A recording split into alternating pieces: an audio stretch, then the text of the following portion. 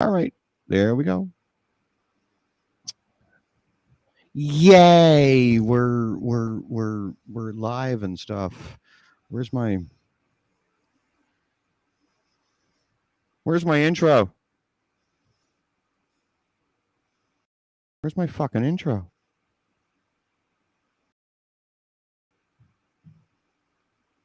Where's my intro?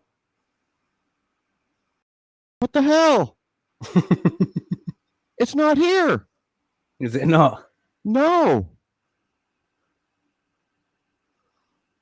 I know what it looks like. It ain't here. What the fuck? Should be on the right-hand side, right? Yeah. Yeah. Under videos. video. Yeah. Okay. Why is it not? Might just have to add it again. Really? Yeah. It's not there. That's fucking stupid. All right.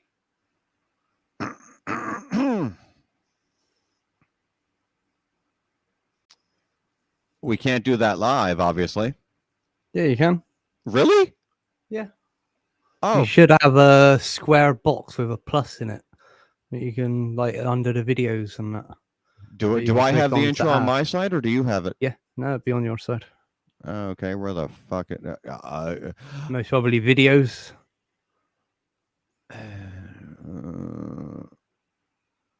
Oh, look! Upload new video. Subscribe.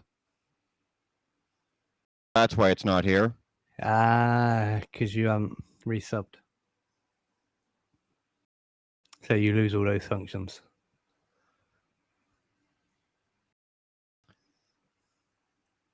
I swear to fuck, I'm going to strangle this platform. I'm monthly. Yeah. But they stop me all the time. They do that with all the time. Even if you're a member, you have to resubscribe every single month. I am resubbed. It's automatic. Well, I have to resub. It's not automatic for me. To what? To Ray. You can set it to be automatic. I just whatever.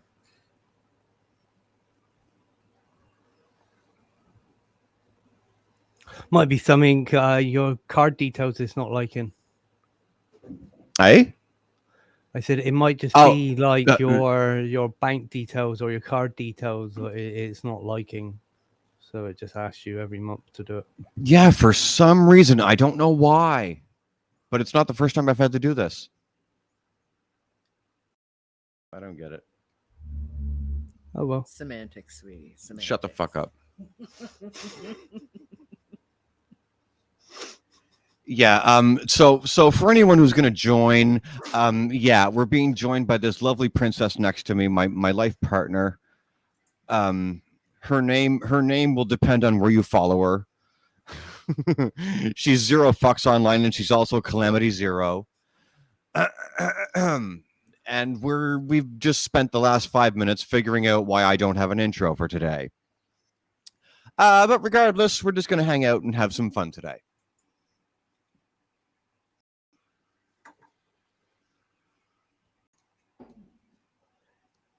How's everything in Benland? Yeah, good. Yeah. Sorry, I just used your real name. I never do that. Fine. Okay. Fine.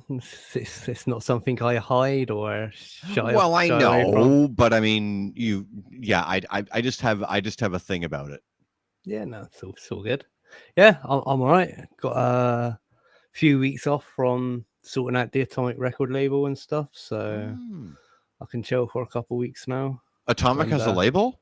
Yeah, there's Atomic Audio record label. I run that. Oh. Lee sources the tracks. I'm the one that distributes them and does all the artwork and stuff like that. Like the record sleeves and stuff. I thought that was just part of the channel. I didn't know he actually had a label. Yeah. We set it up in March, I think. Okay. That's what a lot of my time's been sunk into. these Oh, last so, couple oh, of so months. it's really new. Yeah. Oh, yeah.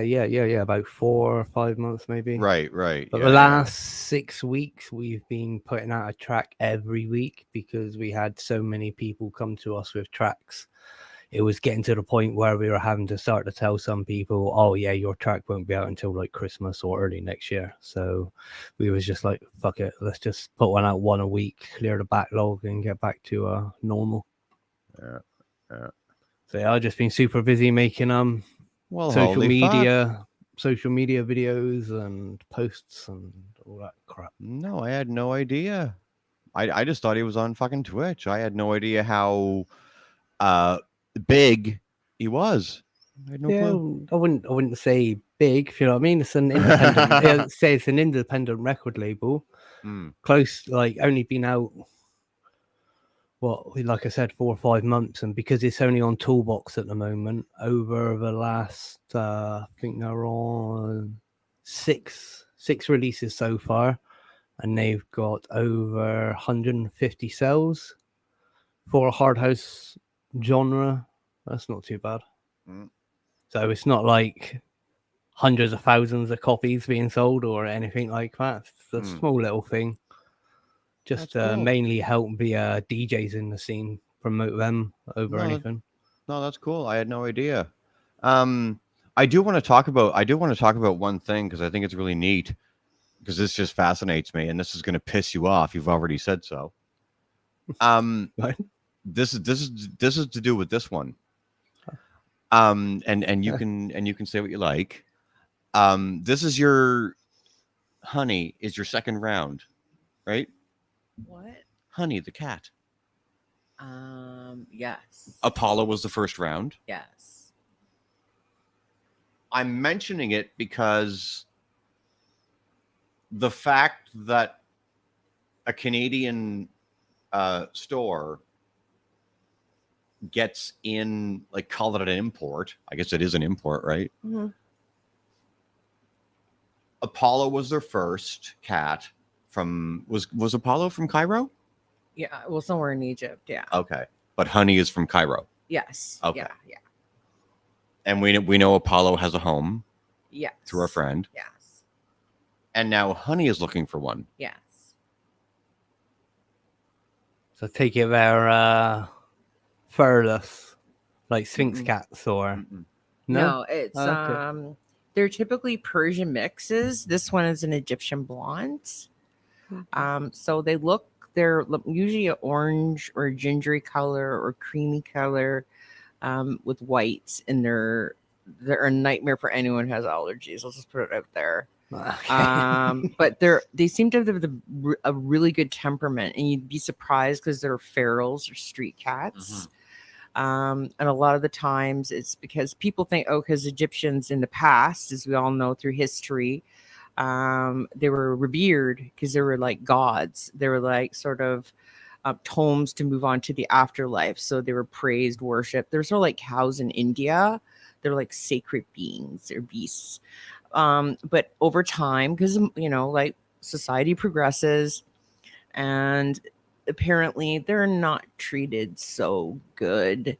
Whereas in India, all animals are treated really well. If you watch a lot of rescues and videos from India, for example. With India, it's cows, right? Oh no, this is any animal, period. They're like they're like exalted in the sense, like street dogs are fed like food. People give them food.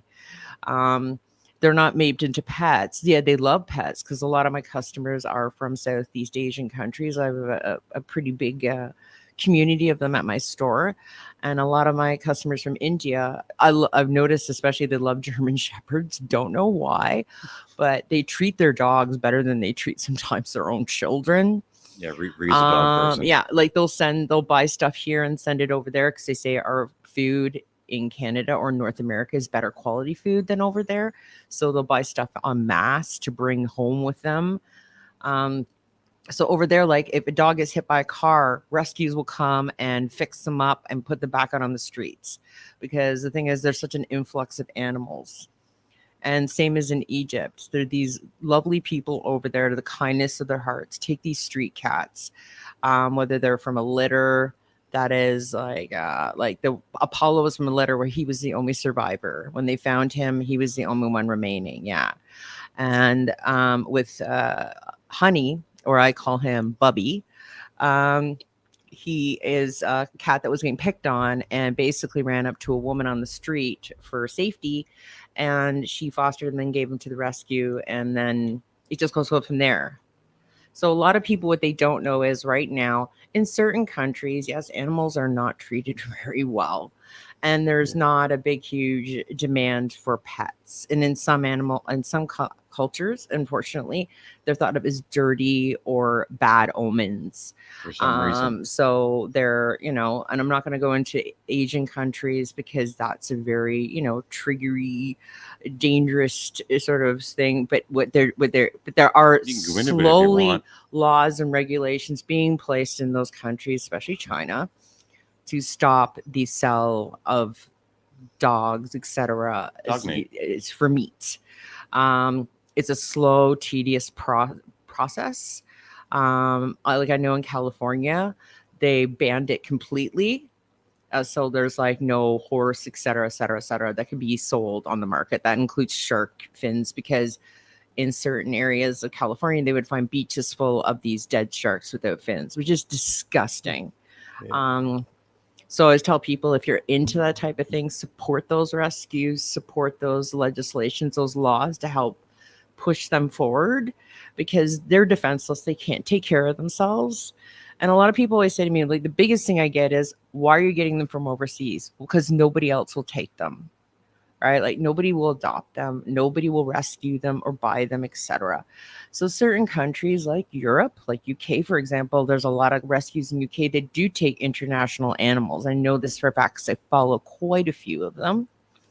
And Canada, we do have strict rules, but not as strict as America right now. Because of COVID, they put really strict regulations on what animals can come into their country now.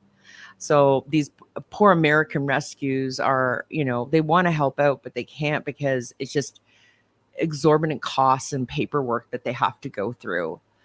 So Canada still has a lighter. It's still not good.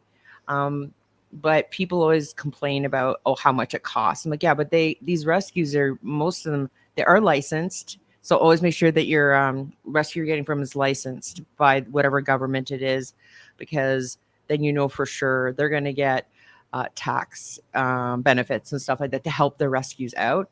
And then they always have a good rapport with, say, local vets, so they get cheaper services for themselves. But what I tell people is, you get this animal basically in a box. So you don't have to pay for the vaccinations, spay, neuter, microchipping, any of that sort of stuff.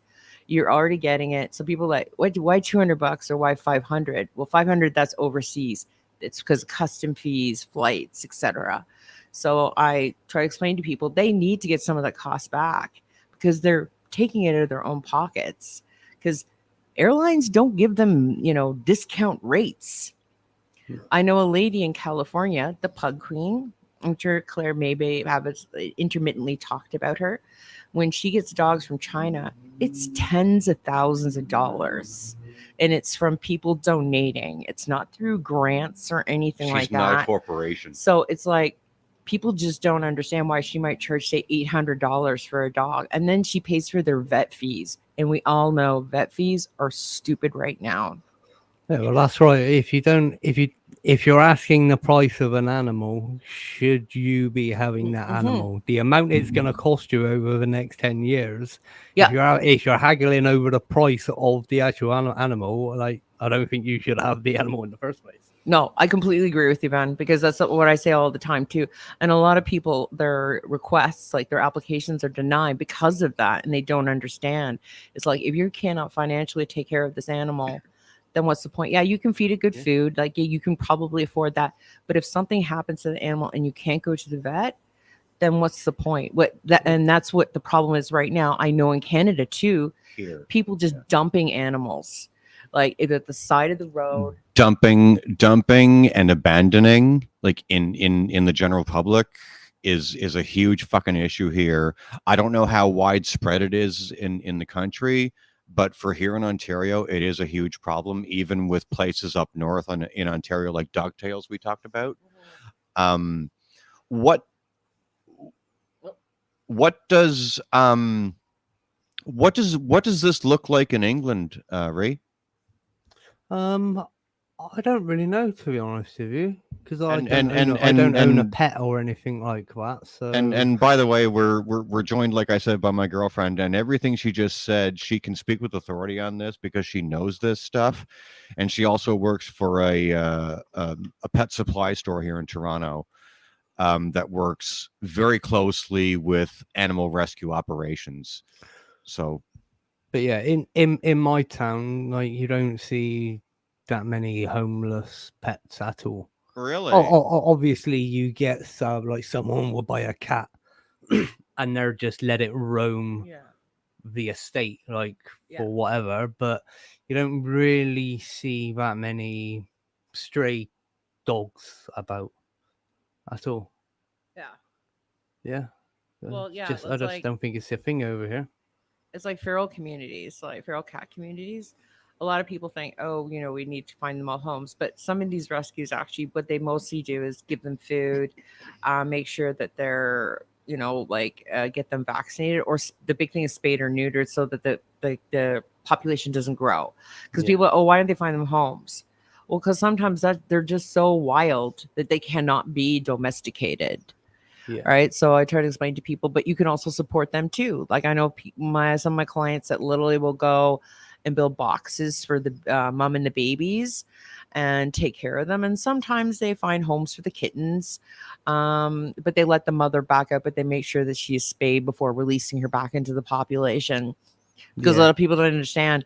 But I was telling Klayre, I've been talking about this a lot in like off camera with her, is how COVID was the biggest catalyst for this problem. Yeah. So when COVID happened, we all know what happened. if we go like Everything that, shut down. if we go like this, can you still hear her Yeah, I believe right so. in the middle? Yeah, I think so. She talks. Yeah, So we're good for sound right in the middle.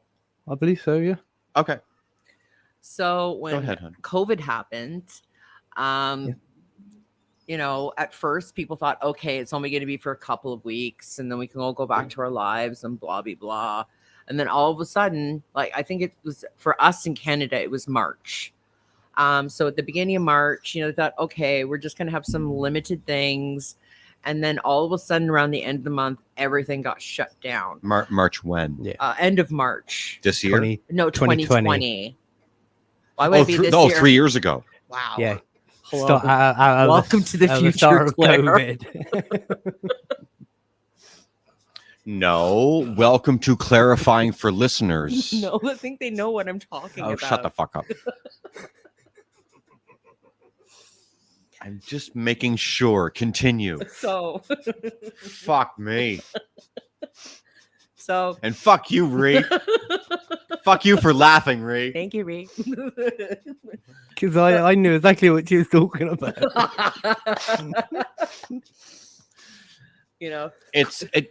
Anyway, whatever. Klayre needs the Go. cliff notes for everything or else. So yeah. TLDR. Too long, didn't read. Jesus fuck. What? Why is she here today? What was I thinking? Fuck me. Go. So we, everyone, like a lot of people got laid off or et cetera, et cetera. Me and Klayre were not part of that. No. So like I had limited basically hours. So me and this other woman that worked at the store was closed off. So either you called in and then they institute an online program, which they were going to launch anyways. It was to the door. And so they come and pick up whatever. And that was a struggle bus in itself, because you imagine people's moods and temperaments.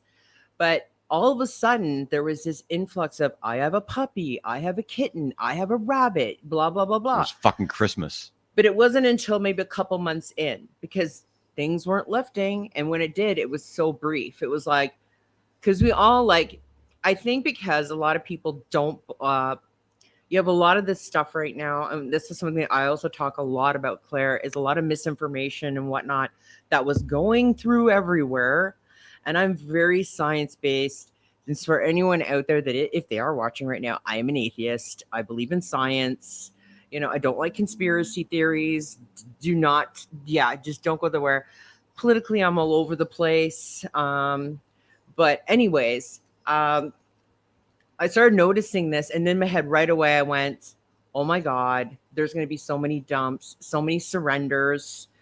And just the vets, it's going to be a nightmare for them too. As soon as everything starts out, which that happened, wait lists to get into vets just to get spays, neuters, vaxes. They try to put puppies in priority, at least with the vaccination part, but their spayed neuters, they sometimes have to wait a year and a half, because there's not enough vets to support all these animals. And so people start complaining to me about this. I said, yeah, what did you think was going to happen when every other person has an animal? And now you have like rescues at capacity, animal services They're bursting at capacity. So people are just now dumping animals, right? Because they don't know what to do. What was that story you told me last night about the truck and the dog? Yeah. So I have a couple of clients that have gotten rescues from like dump dogs, as I call them. And a woman was driving down the highway up to Barrie, and there was a pit bull in the back of a pickup truck outside on a highway.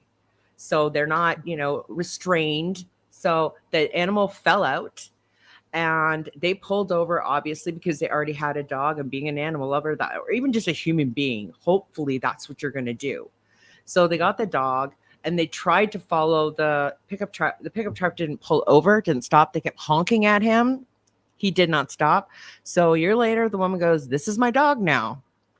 I got another client. Her husband works for the TTC, get off work, goes to walk to his car, found a little tiny white dog running around outside a dumpster at 2:00 in the morning. Calls up his wife because they already rescued 4 other dogs from running around the fucking dumpsters of the mall. Yeah, little tiny white dog. And so they already had 3 or 4 of their own. That some of them are special needs, because a lot of times too, people don't realize that there's genetics in play, much like us. So sometimes we get diseases and stuff that we don't know about and they don't know about, because you don't know the background of these dogs. Right. So they all of a sudden, they took him home, took him to the vet. Nobody claimed him. So now they have 5 dogs because, they're just animal people, and they obviously make money that they can actually support. If you have special needs animals, you have to have some sort of bank going on, because you can't just get 5 dogs, because that's a big problem too in Toronto, is hoarding. A lot of the cat rescues. What do you mean? Cat rescues having hoarding situations. One of the biggest ones last year was 300 cats found in one home. So yeah. Crazy cat lady. Yeah, and some of these cats were dead. Like they found like fossilized corpses. Are you fucking serious? Oh yeah. Mm-hmm. NTCR was one of the it's one of the biggest cat rescues in Ontario. Was like one What's of the NTCR? North Toronto Cat Rescue. So they were called in to help out. If anyone's in Ontario, another good rescues to go to are Random Rescuer. They're a small organization. Scarborough Bluff Feral Cat Relief Fund. That's where we get all our rescues from. There's so many of them. I tell people all the time, stop buying from breeders. Get a dog or cat, or even rabbit, whatever you want from a rescue, because they're already being vet checked, and they're going to make sure. Adopt, don't shop. Yeah, they're going to make sure they're going to the right homes too. They're not just giving them away. Like when you show up and fill out a form, they're going, "Oh, here's your rabbit," or "Here's your cat." No. Yeah. They ask you 900 questions. You're vetted. You're vetted, basically. So don't get mad if they ask you 500. And if it's a good breeder, they're CK Seed or whatever. What's CKC? Canadian Kennel Club registered. And they usually give you like a guarantee, like if you can't take care of the animal, that you can give the animal back to them. A good breeder will allow you to do this. So even like 5 years down the road, all of a sudden the dog gets some sort of genetic disorder, you can't find out, or you have allergies that your kid has because you have kids all of a sudden, they will take the animal back, no questions asked. Right? Because they want to make sure that their animals that they're breeding are going to good homes and that they have a good life. Because a lot of times I heard horror stories of people getting in parking lots, picking up a dog, and the next day it's in the hospital and then it dies because it had parvo or something like that. So, yeah. You get that, like some breeds have just been bred into extinction, right? Yeah. Oh, like yeah. Like your pugs and your French bulldogs. Frenchies are the worst. They're the worst. So many breathing problems and all that stuff. you best be a millionaire if you got a Frenchie. Oh no, like I know a guy who breeds them, and the dog that he has that he uses for breeding is a $15,000 dog, and the stud that he used was a $40,000 dog. Gabi was purebred, right? Gabi was purebred. How much did she cost? She only cost me $700. But I had vet, and I had a guarantee with this breeder as well too, that if within the year if something happened, they would cover any costs, give me my money back, all those types of things, and they even give me the vet records. So if you're not getting vet records, you're not getting some sort of guarantee or some sort of help, like support from the breeder, don't bother. Walk away. Go look elsewhere. Go to a rescue. Adopt, because there are pure breeds in rescues because people can't afford them. There's Frenchies in like there's I think it's called something trail rescue undergrounds or under like it's like North Underground. It's another Ontario rescue. They have a Frenchie right now, purebred Frenchie for adoption. So that's why I tell people you can get your pure breeds. And you might have to train them a bit better, but I'm like, oh, well, what's the big deal? Like, that's nothing too. People want patients to train them, because they just wanted them as companions or as I call them, a novelty, like a one-off. Like, here's something that can, distract me during these dire times. A fucking gift. And then all of a sudden the world opens up again and they can do whatever they want. And they're like, oh, sorry, dog, or sorry, cat. You're on your own now. Like I said last night, I told her this last night, Ree. I said pets aren't a hobby. Mm-mm. No, like, especially if you're dog breeding as well. I don't know what it's like in Canada, but in the UK, if you're breeding pure breeds, you have to have proof of lineage, right? Oh, like cool. the whole family tree, you can go back 15, 20 generations. It's all on a piece of paper. So I don't really hear a lot of stuff over there about you guys in the sense of like abuse and stuff, because you guys have great rescues out there and stuff like that. I don't hear a lot of stuff of like horror stories of like hoarding situations or, somebody. You do get them. Like I've seen on TV. Okay. There's a TV program on the BBC called Hoarders, and these people just go in and we have that here. clean hoarders' houses, right? We have fucking hoarders here. Yeah, and sometimes you get it where you walk in there and like the old lady might have died, but she had 15 cats in the house with her, and it was fucking total state. So it does happen, but I don't think it's widespread or anything. There, it was A&E. Was it A&E? Okay, yeah. Arts and entertainment. Much like TLC, the learning channel. Yeah. Fuck. But yeah, hoarders. Oh my God, we're dealing with houses that are being condemned, and these human beings are living in them. Like, I mean, come on. I don't know. I didn't mean for the listeners here on SoundCloud. I didn't mean for the opening of the show to be such a somber opening, but I can keep this modeling going. Like, it's cool, man. I can make it as melancholy as fuck if you want. No. I gray filter on. I just feel compelled to apologize to my regular listeners who I see you all on SoundCloud, and I didn't mean we're not talking like sadness all. We're not going to be here about sadness today. That's not the fucking game. Yep. What we're doing here today is real. And this is what we're talking about today in the opening moments of the show, call it, is something near and dear to both me and my girlfriend, who we are alive with today. So this is just one of a million things that are on our minds today. So this is going to go in 187 different directions today, guys. So stay fucking tuned, listeners over here on SoundCloud. So what the fuck you want to talk about now? Let's talk about how COVID was the catalyst for a lot of bullshit. Such as bringing out the worst in fucking humanity. Oh, you want to talk about the psychology of COVID? Yes. Go. So, it's still here. It's an endemic. A lot of people don't understand. There's a difference between a pandemic. I'm going to go for a pee. You drive. And Ben, thank you for agreeing. So a lot of people think it's gone away. Nah, it hasn't gone away. It's just not at the capacity it's not, because guess what? Science created vaccines. Exactly. It's a vaccine, not a cure. Yeah. So yeah, that's the thing too.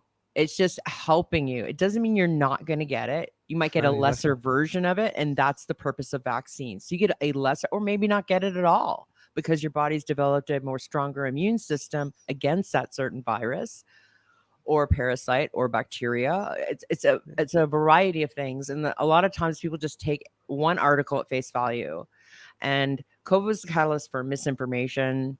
You know, it brought out the worst in people. It really, I think, basically propelled cancel culture to a degree that was just on a scale of absolute ridiculousness.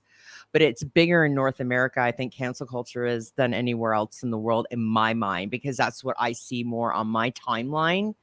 I don't see like, yeah, there's probably small instances in, say, Europe or Asia or whatever, but it's all different cultures too, compared to, say, North America. We're all big fucking crybabies over here, I've decided. We get upset about fucking everything, you know? So all of a sudden you had everyone that had an opinion or on something, where a lot of times it wasn't opinions, it was feelings, or you were just going with the horde, the mass. Like you were one of the sheep. Boo boo, why is the screen gone black? Thank you, baby. I can still see everything. Yeah, it's like, oh my God, and almost the government has stepped in. Google is watching. So yeah. And the reason why I'm saying all this is because me being behind a glass pane during COVID, I saw all this happen. Now, I've been doing customer service since I was 14. I'm in my 50s. I don't give a shit if people know. I'm one of those women that don't give a fuck about how old I am. So I've seen this like sort of decline of how people treat each other in retail or food service environment, or just in any environments. What? You okay? Oh, you can't hear Just yourself? checking if she could hear. Okay. Can you hear me? I have you, Ben. Can you hear me? Of course I can. You're 3 inches. You're 3 inches away. So, I can't hear me. you had some people that were cool. They understood. These were, a lot of the times, these were your essential services, like your police, your nurses. I had a lot of clients who were nurses, and they always looked ragged. You know, Yeah. good on them for doing what they do, and even having their own like family members or relatives being this sort of misinformed, conspiracy, tinfoil hat wearing, brain rot, fucking hogwatch people, like, ugh. Basically believing in agitated propaganda, The oh, you know, crowd. right? And people trying to throw God at me, which I'm the thing is, okay, with me being an atheist, I'll just put it out there. I'm never going to disrespect your religion. You know, as long as you don't try to force it on me, I'm cool. Like, you want to believe in Allah or Buddha or whatever, good on you. If it makes you be a better person and do good things, I'm down with that. But don't use it as a reason. Like, don't bring it into conversation when it comes to just certain issues, when it comes to humanity. Like, don't bring it into politics. Don't bring it into, you know, gender or anything like that. Just separate that. You know, that whole church and state thing needs to be applied a bit more often than it is being right now. I'm stretching. I'm stretching. I'm stretching. Oh shit! Sorry. I'm like, so yeah, Sorry. like, to me, COVID was this catalyst for just the worst people possible. I'd have people like yelling at me. I'd have people, you know, just basically saying what I was doing was bullshit when we were just following provincial law at the time. And your retail. Yeah, like, I can't control what the law is. And like, we almost got closed down once. Couple times, no? No, just once, because at the time they didn't get proper information out to any of the retailers on what the stipulations were. We thought we could let just one person in. They'd stand at the door, but they said no, we couldn't. So luckily for us, we were able to talk, like, to basically push back, and we didn't get fined or anything. But after that, we just always followed the rules and stuff like that. And weird thing was, guess what? Me and the girl that were, the woman that worked there, we never got sick. Right. That was So Trish. yeah, because we took all the necessary You can precautions, say her name. cleaning, all that stuff, telling people to keep far away from us and stuff like that if they weren't wearing a mask, so Who was there at the time? You, Trish? Who? that's it. There's just the two of us. Like one person worked one day from like 6 hours. It was just limited hours. They were, yeah. And like we weren't that busy either. Like so, but after COVID, yeah, now our sales are tripled. It's stupid. So yeah. And also that's the thing too. With COVID, it basically gave corporations the right to mark everything fucking up. Like Oh yeah. food, just anything like to do with humans, dogs, whatever. It just inflation is stupid right now. What her point is for some, like we're what, 2023 now, and I don't mean to cut you off, but COVID brought out, not only in our neighborhood here close to home, but globally, I think we can all agree that COVID brought out the absolute worst in people. It was a what do you want to call it? Like there were situations where they're like, it was just awfulness happening. And what Tristan is trying to say to bring this all to a head is that yes, COVID was the catalyst, and that's awful, but it's not done yet. It's continued, because you still see it, don't you? Oh yeah, there's clients that still have long haul, like they have like the after effects of it that they still have for like 2 years. No, I mean the attitude. Oh, just even the attitude. Oh my god, it's just like it's actually, to me, it's even gotten worse. People started to be cunts, and they've continued to be. Yeah, because they're all like this sort of us versus them mentality. Like, and I always say to my girlfriend, I said, I would never want to go into politics because regardless of what you say or do, you'd be hated regardless. I don't think it matters if you do have the best of intentions. Doesn't matter. It doesn't matter. You're going to be hated for some reason because not everyone's going to agree. You can't please everybody. No. So people are like, oh, why won't they do this? I said, it's one fucking human being who basically, for the most part, as we all know, especially in like the bigger positions like president or prime minister. I don't want to get into politics, but go ahead. Is a figurehead, right? They just sign things.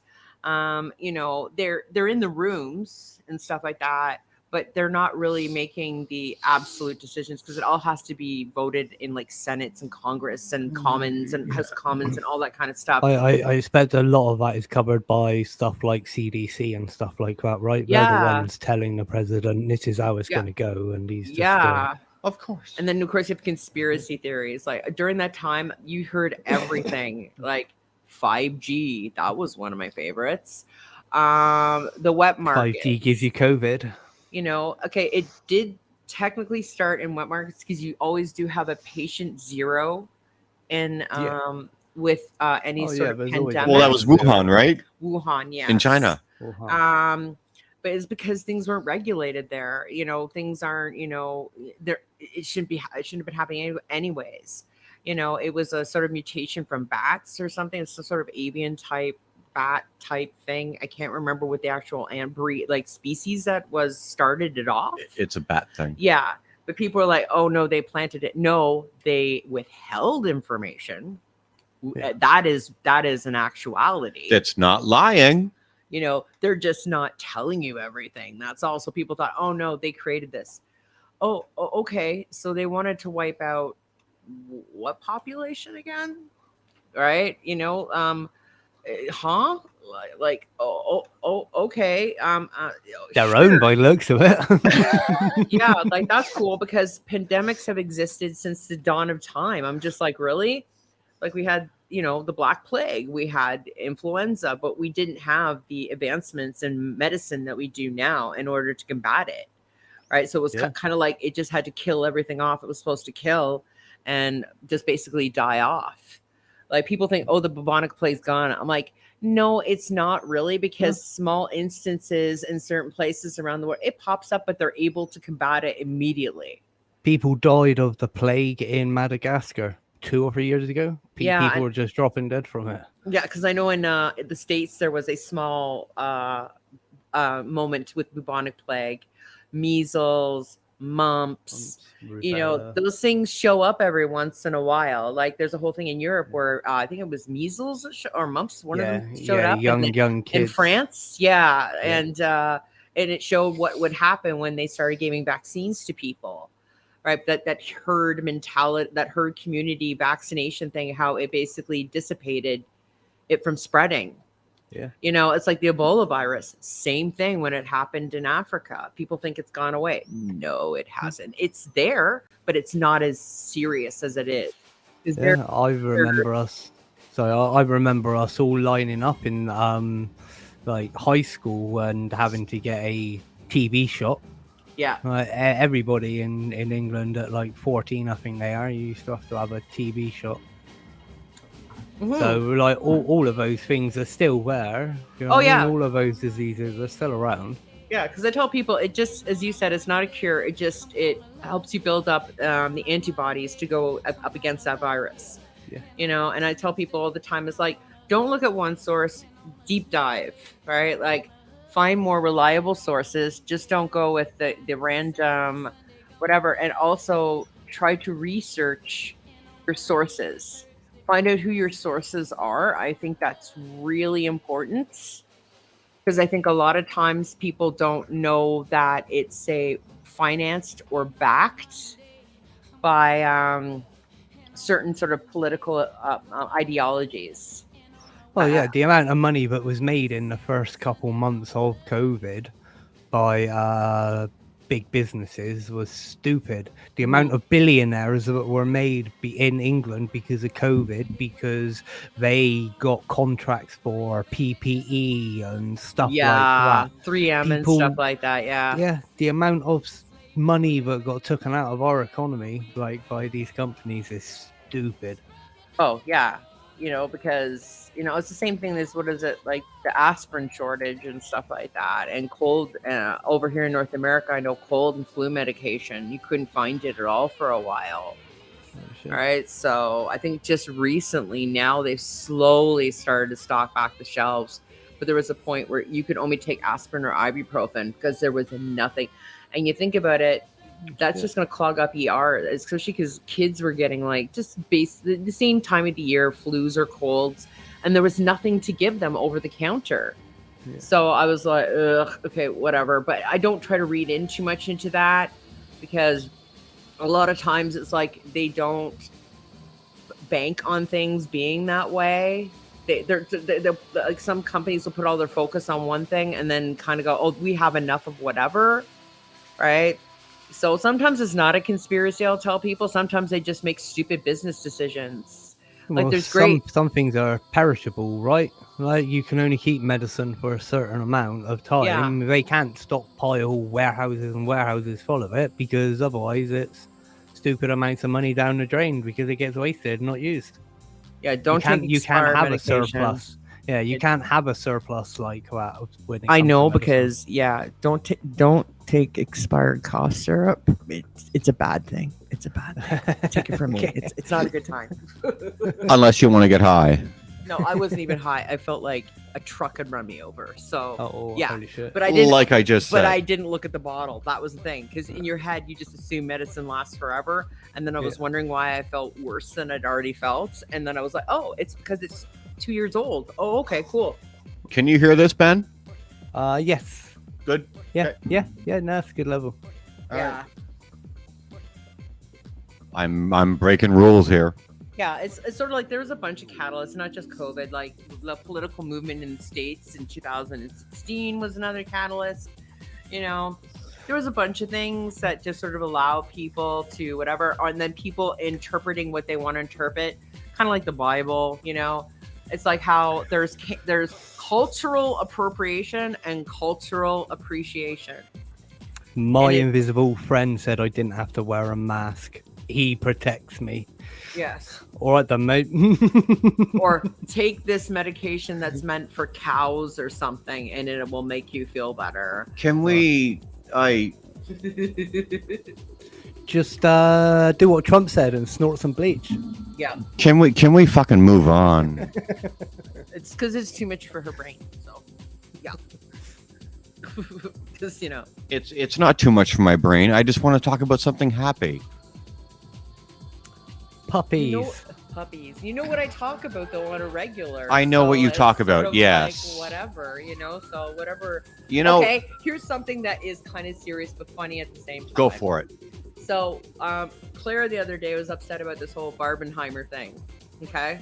What? The Barbie Oppenheimer. Oh, fuck Oh, this. Gotcha. Okay. Gotcha. So she was losing her shit about it. Like, why is everyone whatever? Me, I look at it and I just kind of go whatever, and I move on because I know next week no one's gonna give a shit about it. So why do I give a shit about it now? Right? There are other things to be more concerned about, or maybe take an interest in. It's because it's like a fad, and it's like. Actually, a lot of times people don't realize it's a marketing tool. Why do you think I care about Barbieheimer? Well, you got so upset about it. You got enraged. It was a level of. Give me a B. Okay, sweetie. Give me an A. Give me an R. Give me a B. Oh, shut the fuck up. Yeah. So it was marketing. I know it is. It was marketing. Yeah. And it was a brilliant marketing. They cashed in, and it was perfect because the timing, because the strikes that were happening. Yeah. Speaking of movies and media and so on, Yes. let's talk about streaming. Why do we want to talk about streaming? Because I don't stream. Why not? Can we just talk about that whole whatever in general? You want to stay on that? Just whatever, like no, because I know you have a lot of opinions on streaming. Well, streaming's complex though. It's so complex. It's sort of like, it's I don't know, because it's so saturated, but social media is so saturated anyways. It's like people like I tell Klayre all the time. It's like people say, "Oh, watch this show." What out of the 4,000 fucking shows that are on 19 different streaming services? Oh, you're misunderstanding me. I don't want to talk about streaming because I don't do streaming. Right? I watch who I watch. You watch who you watch. You have your issues. They have their issues. Even the biggest streamers have issues. So you want to avoid Twitch, Kick, and all that? Yeah, because to me, it's like, unless something new comes back in the news, then I'll talk about it again. Okay. Right? Because right now, everything's kind of like the whole Kick thing. Everything's kind of flattened out for now. But something's going to show up again because it always fucking does. Twitch does something stupid. YouTube does whatever. Kick does something even more stupid. And then everyone talks about it for a fucking week. Okay, so talk about Barbie. I'm not going to talk about Barbie. Right? You just were. I just saying that I just find it funny that people get like either enraged or get sucked into whatever, and then a week later no one gives a shit about it anymore. I just find it right. amazing. Yeah, it's a week. And it's like, there's so much shit now, like to watch, and there's so much to consume that gone are the days of like spoiler-free environments where you could watch a show and nobody was going to tell you what the fuck was going to happen, or go to a movie. Not anymore. It's like, unless some asshole got out of the theater after the show ended and you're all waiting in line, that's the only time you'd find out about something. Because, me being a hardcore Gen Xer, it's like, those were the days of just trailers or word of mouth, like, go see this movie. It's awesome. What year were you born, Ray? 1983. Okay. Sorry, I'm just going to refresh my browser a sec. Yeah, cool. Sorry, it's lag. Yeah. Yep. So we'll have to add them back. You having fun?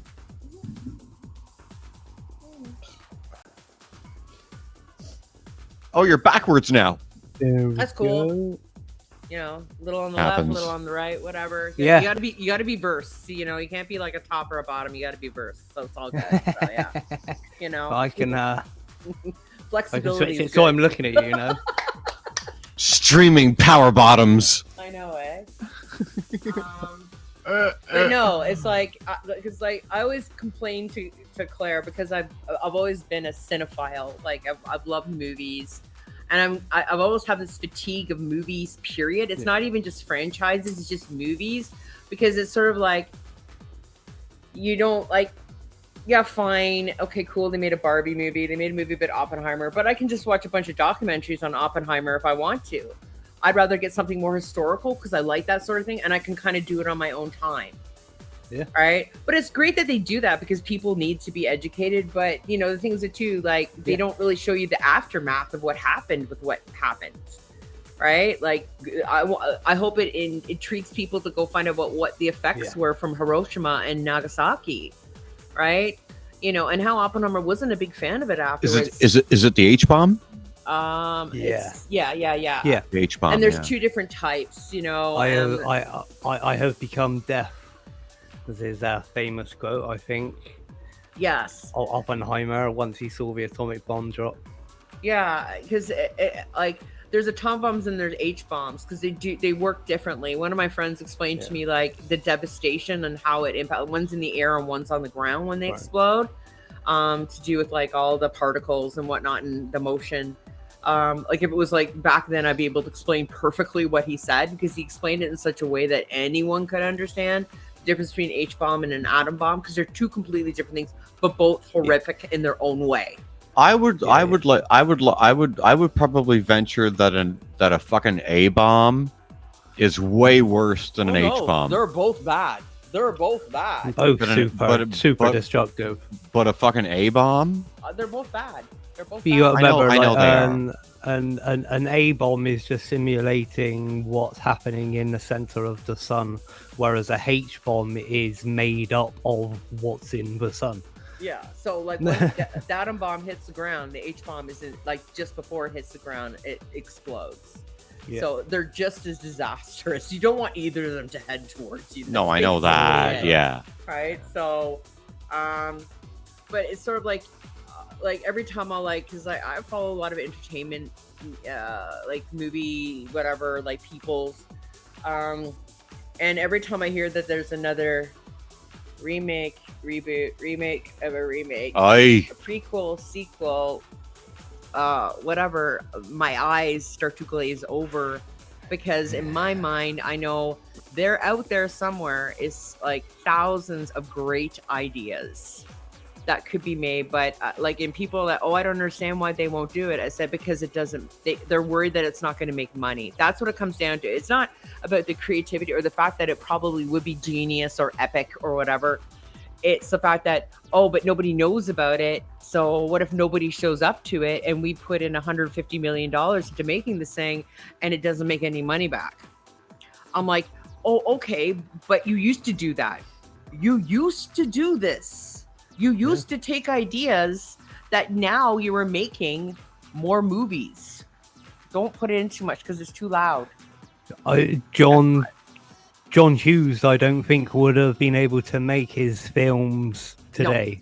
No, like it's the same as even. Why? Just because I think the executive was think that there's not enough market for it. It's a teen movie. Yeah. Mm-hmm. It would be on Netflix. It would be on Netflix for sure, but it wouldn't be released in theaters. Yeah. It would be like a Netflix because they do have a lot of teen movies on Netflix they make specifically for their streaming service. So you're saying any John Hughes movie? Let's talk Pretty in Pink. Oh yeah. Breakfast Club. That's the one I'm thinking of. Yes, Breakfast Club. Ferris Bueller. No, you're saying none of that could fly today? Nope. I don't think they would get the money to make them films today. Based on like Tristan just said, money. You might be able to get Netflix or Amazon to pick it up and make it. They would totally do it. But you're not getting a big studio to make that stuff. Because they'll get people not in today's market. They'll get people to subscribe to it because then they can watch all of John was just making movies specifically for Netflix and they had like buzz, like they went viral. All of his people would subscribe, so Netflix would benefit from it because people would subscribe to their channel and they'd be forced to watch whatever else Netflix decides to put out there. But it's like I was telling her, a perfect example is George Lucas for Star Wars. The lies that he told that studio are awesome. How he got Star Wars made because before you continue, so. In today's market, there's essays out there about it. and I'm naive to this. I'm numb to this because I'm not a cinephile. But we've both seen this movie, Less Than Zero, with Downey Jr. Fuck a streaming platform for a second, just for a second. So It would be an independent movie.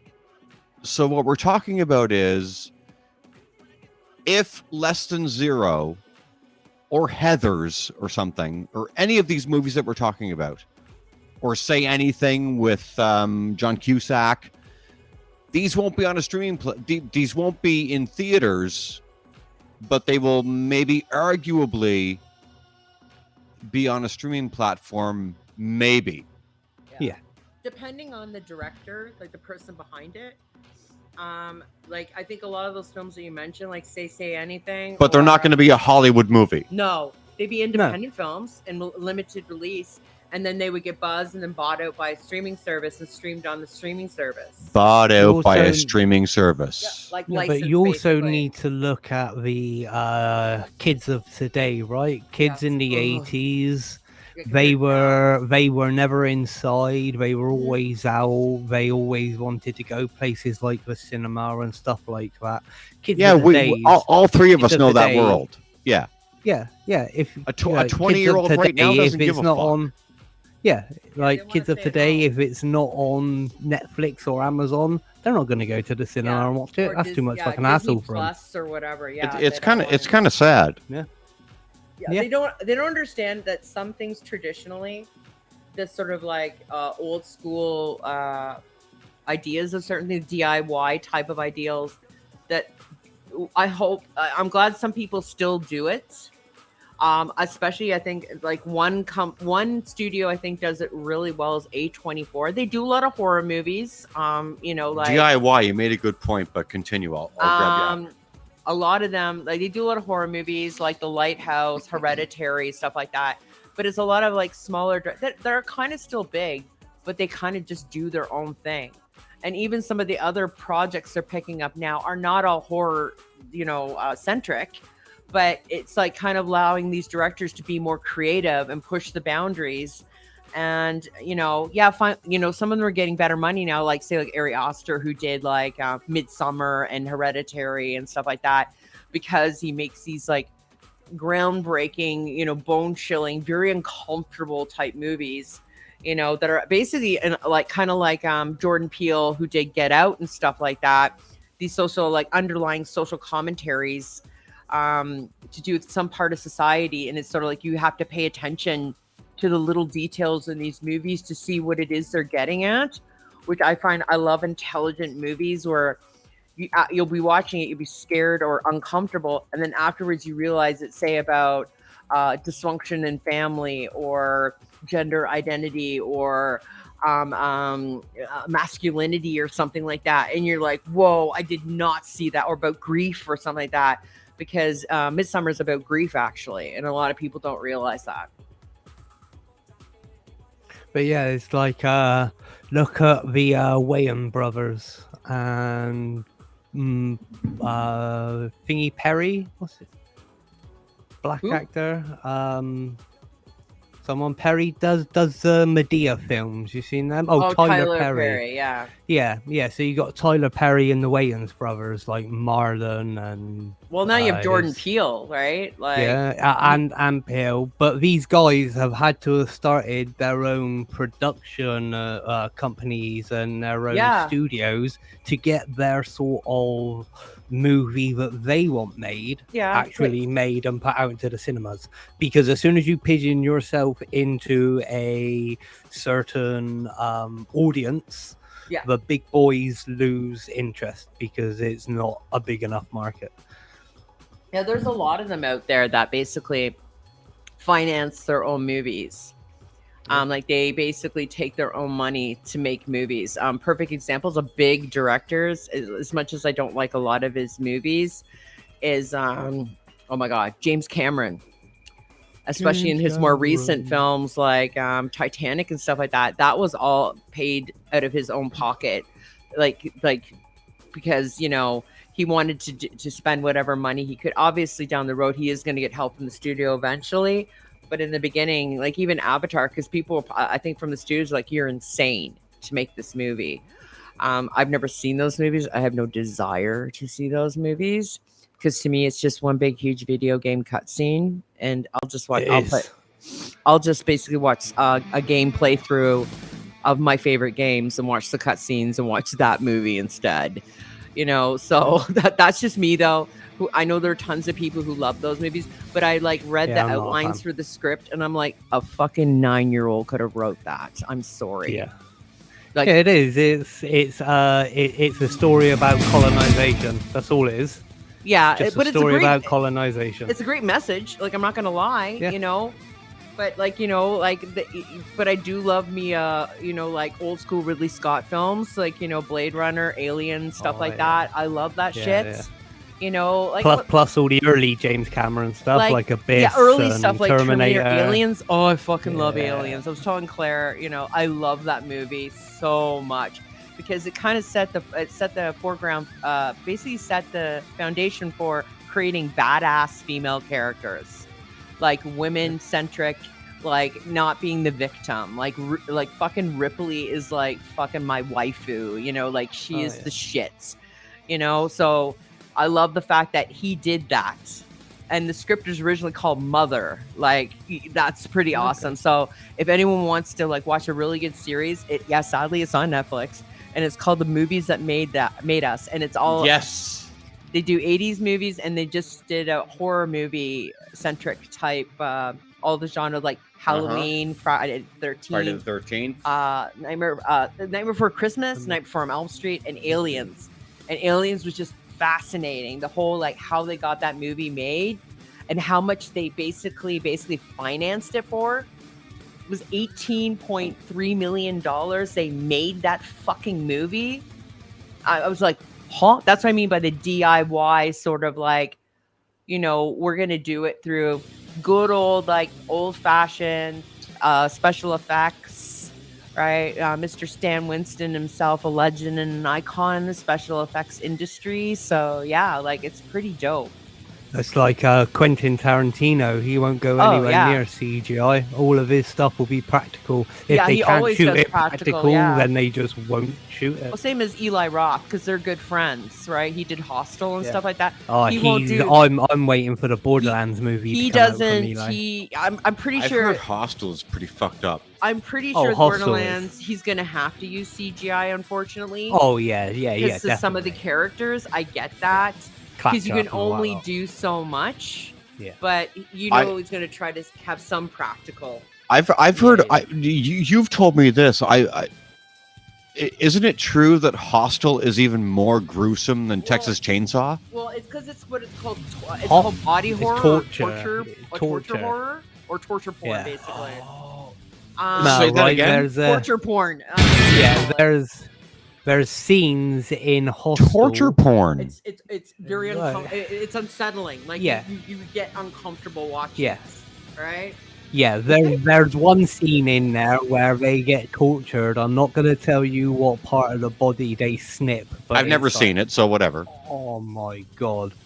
Like it just makes your stomach drop. It's like, oh, like shit. that's a whole genre of horror. Like there's actually a good series. I think it's on Shudder, but you can get it if you have like Cody or something like that. You can say Cody, and you can. Well, maybe you can't. It's narrated by Eli Roth, and it's. I need to find out what it is. Maybe I'll tell Klayre, and she can tell all you guys what it is.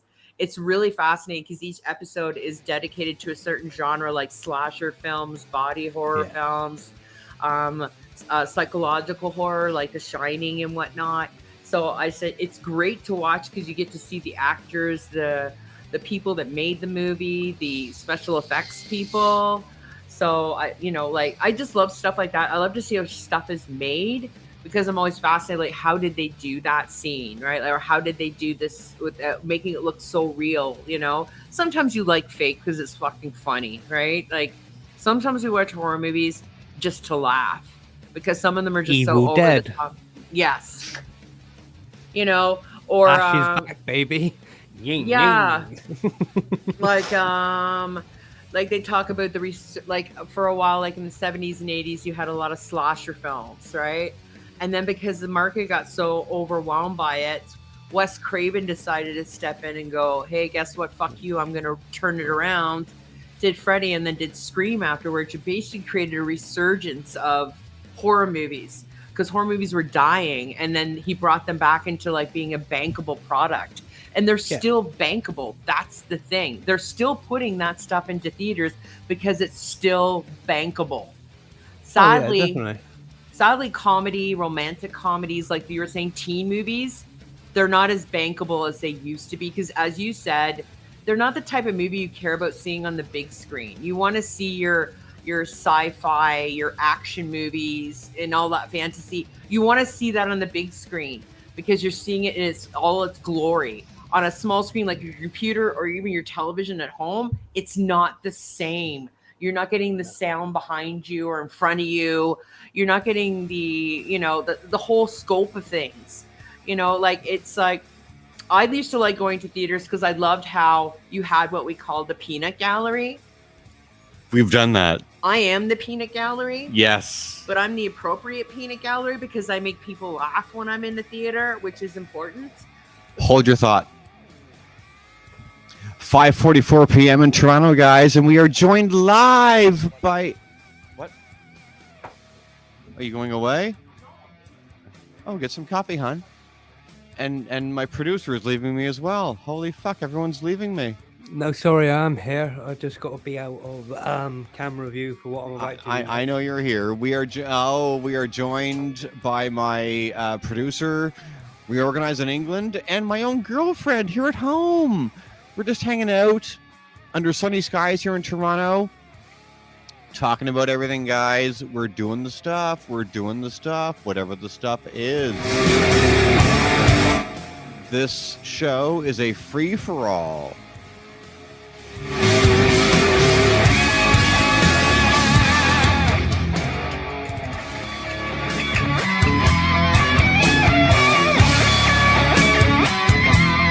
A little bit of an interlude as my producer does whatever the fuck he's doing, and as my girlfriend gets a cup of coffee.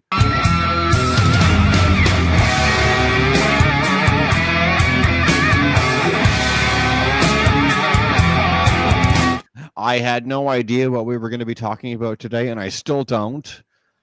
I don't even know how long we've been on air for today, but we're not stopping anytime soon. What? Fourish. I have to resub. Normally I have a counter. 1 hour, 8 minutes, and 40 seconds. Well, thanks, Bill Nye the Science Guy. No problem. An hour and 40. What did you say? 1 hour, 8 minutes, and 53 seconds. An hour and 8 minutes and 53 seconds. So, guys, we are live as normal. We are the only difference is we are joined by my lovely partner, talking shit and having fun.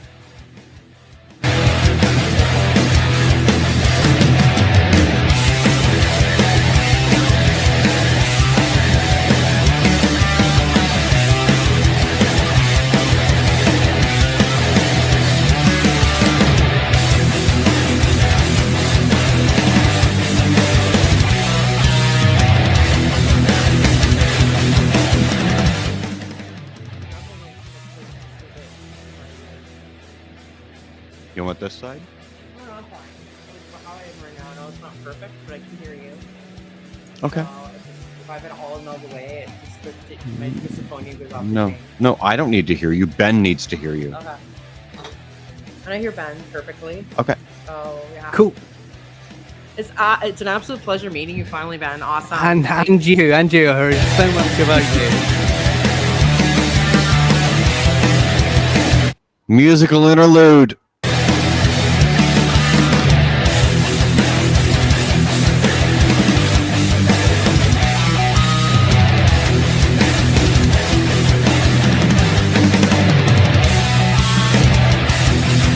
You probably hate this.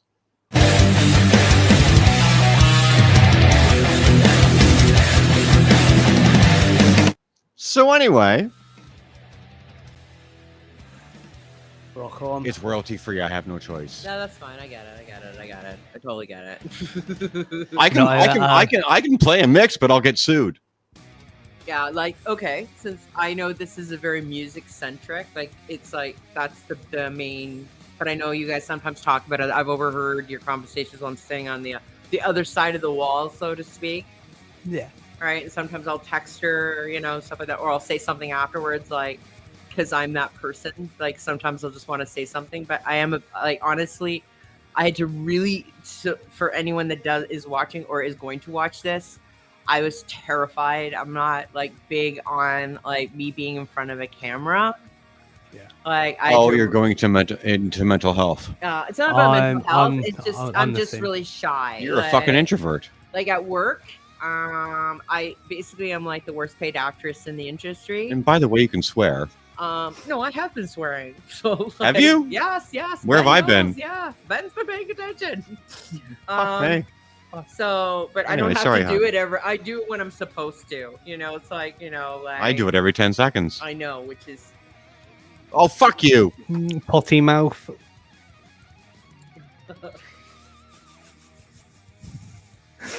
I think if used properly, it has more impact. That is how I like to swear. It's like I'm just a cunt. Yes. Fuck, buddy. Amongst other things. Oh, did you hear him? What did he say? Do it again. Fuck, buddy. That's the perfect use.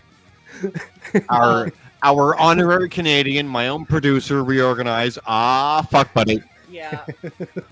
It's like to me, like sometimes like not words that aren't swear words sometimes, and depending on the situation and depending on like what's happening, to me there's certain phrases that have sometimes more impact than actually swearing. One of my favorites is "get wrecked." That's one of my favorite. It's like just basically saying "get fucked." Yeah. Like, After you finish your point, go back to the you being on camera thing. Oh, okay. No, finish your point. that's fine. No, like whatever. I'm like my brain is like pure, An MP3 player on shuffle. yeah, it's chaos. It's pure chaos inside of here. It's like it's a tsunami of like whatever. I'm of sometimes absolute useless knowledge. Like I'm pretty sure Ben and me can relate. We could go to a bar and play trivia and really help out our team basically, because we just like to absorb so much fucking knowledge, even if it has nothing to do with our lives. Useless Like, shit. yeah, it's like, oh, this is interesting.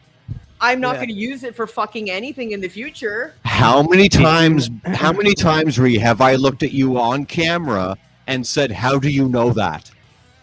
Did you know that if you were to take out all the air in between all the atoms in your body, the whole of your matter is about the size of a garden pea? That's really Well, cool. that's fucking lovely, isn't That's it? cool. I No, but why What? not? Why not? Like, Yeah. sometimes those sometimes are like, if said an appropriate thing, sometimes people will start laughing because it's like there's a really serious conversation and you just want to kind of like, it's that awkward silence. That's sometimes the perfect thing to say because everyone just starts laughing because say everyone's kind of feeling angry or sad. And then the conversation kind of shifts somewhere else because you're kind of like, okay, we've kind of exhausted whatever it is we're talking about.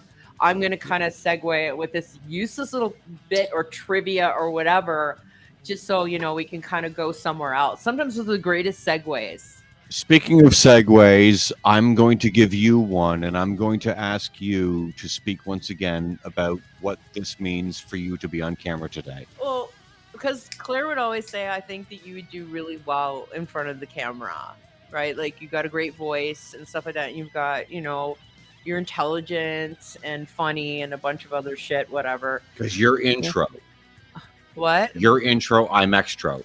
Yes. According And a lot to, of people according to you. misinterpret, and I'm sure Ben understands it, what intro actually means.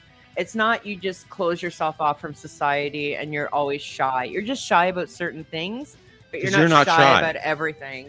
No. I couldn't do retail if I was an absolute introvert, like somebody that probably has maybe some, they're on the spectrum, or, they're just a quiet, passive person.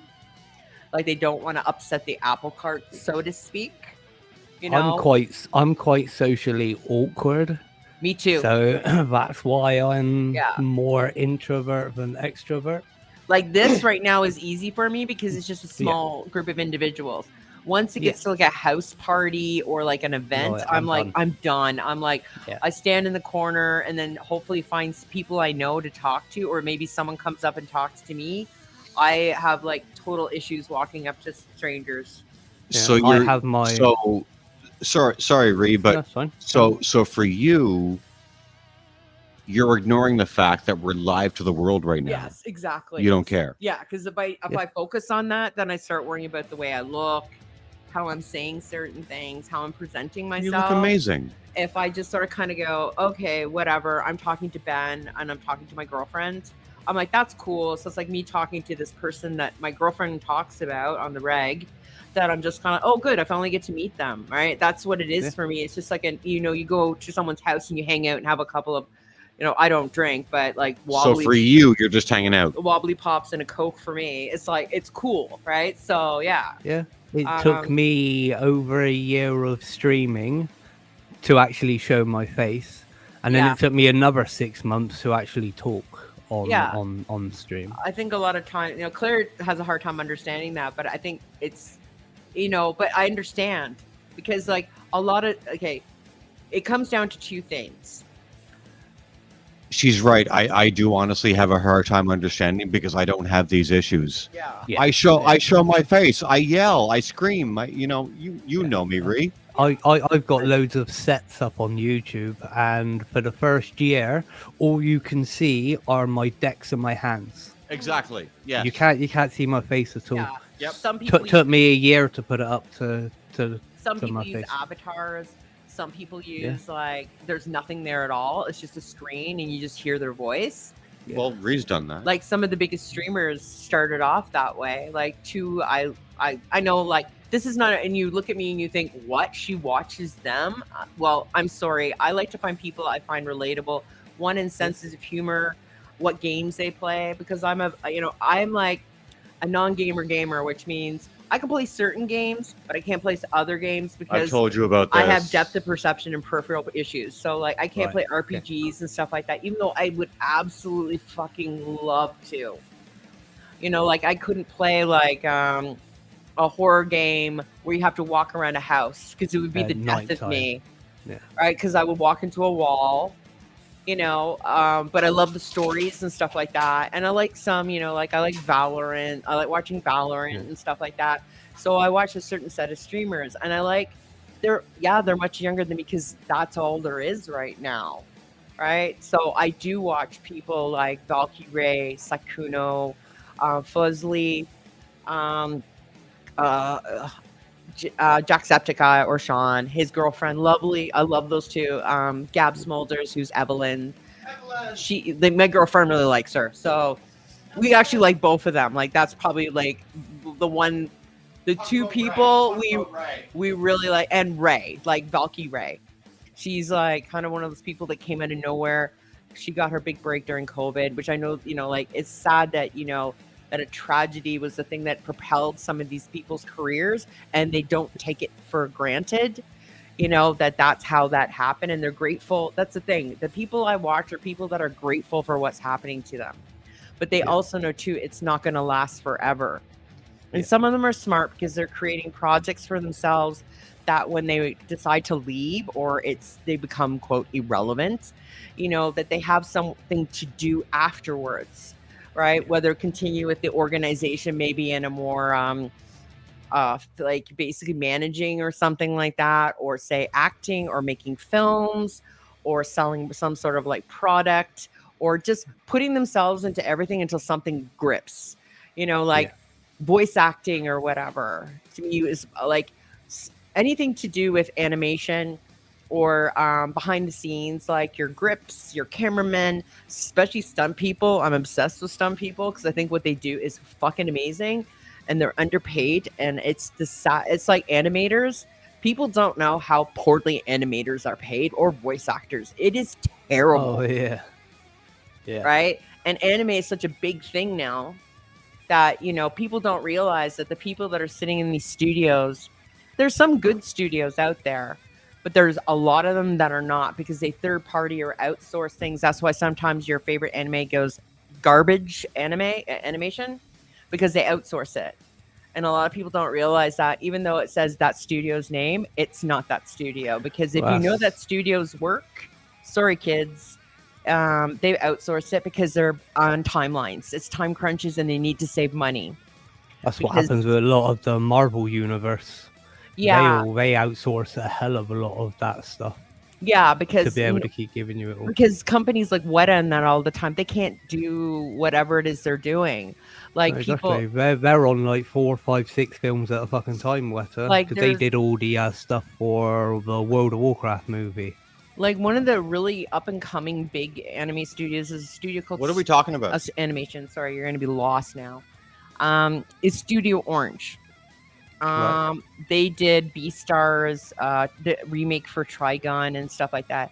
So they put a lot of work. They collab a lot with the artists on these projects, and they take years to do it.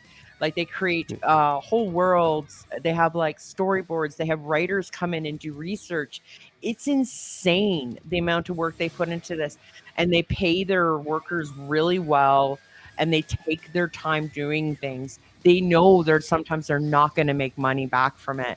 Where big studios like MAPPA and Madhouse, Ufotable and stuff like that, they know that their typical projects are going to make money, but a lot of them aren't. Like recently, there was a cancellation on a series because even though it was super popular, it did not make any money. Is this your world, Bree? I like animation. I'm not into anime or manga. Yeah. So so you're a cartoon guy. Yeah, but I like kids cartoons, I like adult cartoons, all that shit, if you know what I mean. I'd sit and watch South Park, Family Guy, American Dad, Rick and Morty, all of those. And then I'd also sit and watch Teenage Mutant Ninja Turtles or DuckTales or the original Thundercats. I just want to make a differentiation for the listeners. We're because we're not bridging gaps here, but we're talking about something specific. This is not cartoons. No. This is anime, manga, this whole world. Yeah, there's so many different subsections to the that world.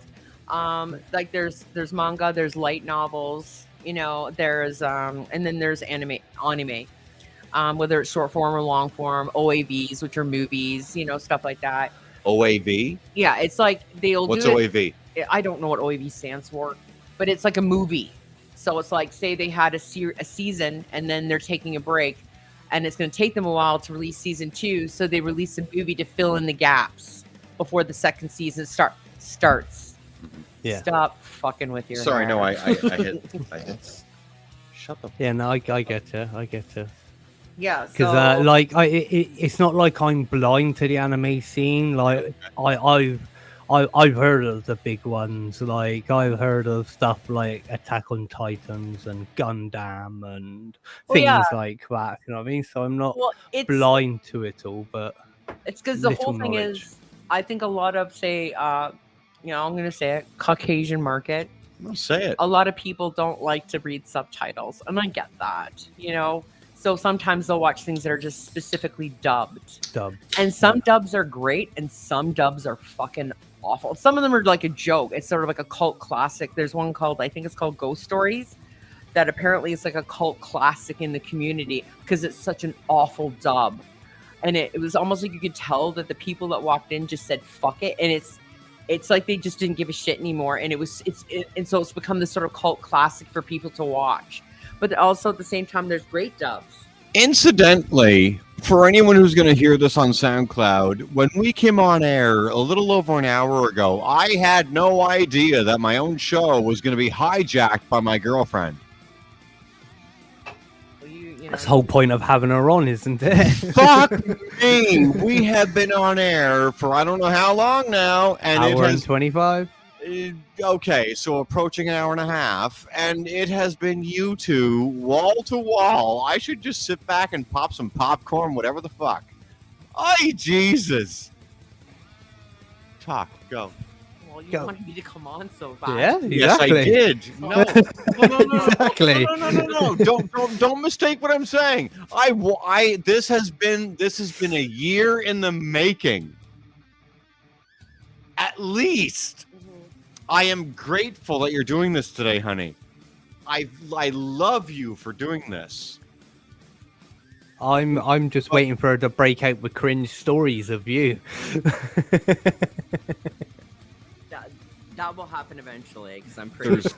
There's no such thing. I don't give a fuck. Sure. Shit. Yeah, there's some great ones. Oh, fuck you. There's some absolutely great ones. There's some stunners. I'm telling you right now. So I'm open on my own show, and you're waiting for more ammo from this one. Why not? I'll Bring wait it. until it's the Bring it. right moment to drop these little nuggets of wisdom. No, I don't give a amazing. fuck what you talk about. I don't give a fuck. I always make fun of Klayre about certain things that she does that you guys don't see on camera, obviously, right? You do know that the show is uncensored.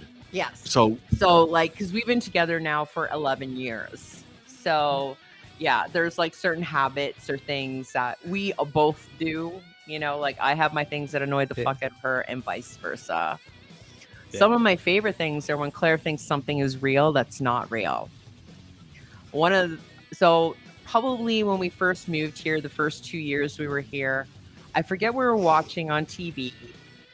And it was like about history or something like that. And, oh, fuck you. And they were talking about King Arthur. Fuck off. Klayre thought King Arthur was real.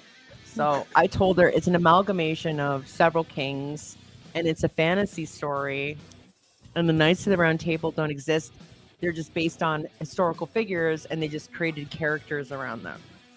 Yeah. But for however long she was alive, she was convinced that King Arthur was real. And I thought that was fucking funny for some reason. Right? So well, you're a sadist, that's why. There's certain things too where she thought things were real that weren't real. I can't remember all of them. I'm sure down the road I will remember all of them. And there are always little tiny moments where she does what she does, but she just reacted right now when she says, go fuck yourself. Because she can't think of anything else in her small pamphlet to come back. Fuck you! So, case in point. Yeah. So, but there's other things too, like her little habits, but she laughs. Fuck you too. But she laughs. But she laughs about some of these things that she does because, like, you know, sometimes she's not aware of the things that she does. You know, because it's just her personality. Sorry, musical break. Sorry, talk. Go. Because she doesn't like this. I don't give a shit. But there's just some like Klayre doesn't like to cook, which is fine. Klayre's great at breakfast foods, though. If you want a mean pancake or a good French toast or, you know, bacon, eggs, that kind of stuff, the girl rocks it. I'm, funnily enough, terrible at it. I burn pancakes and I burn French toast.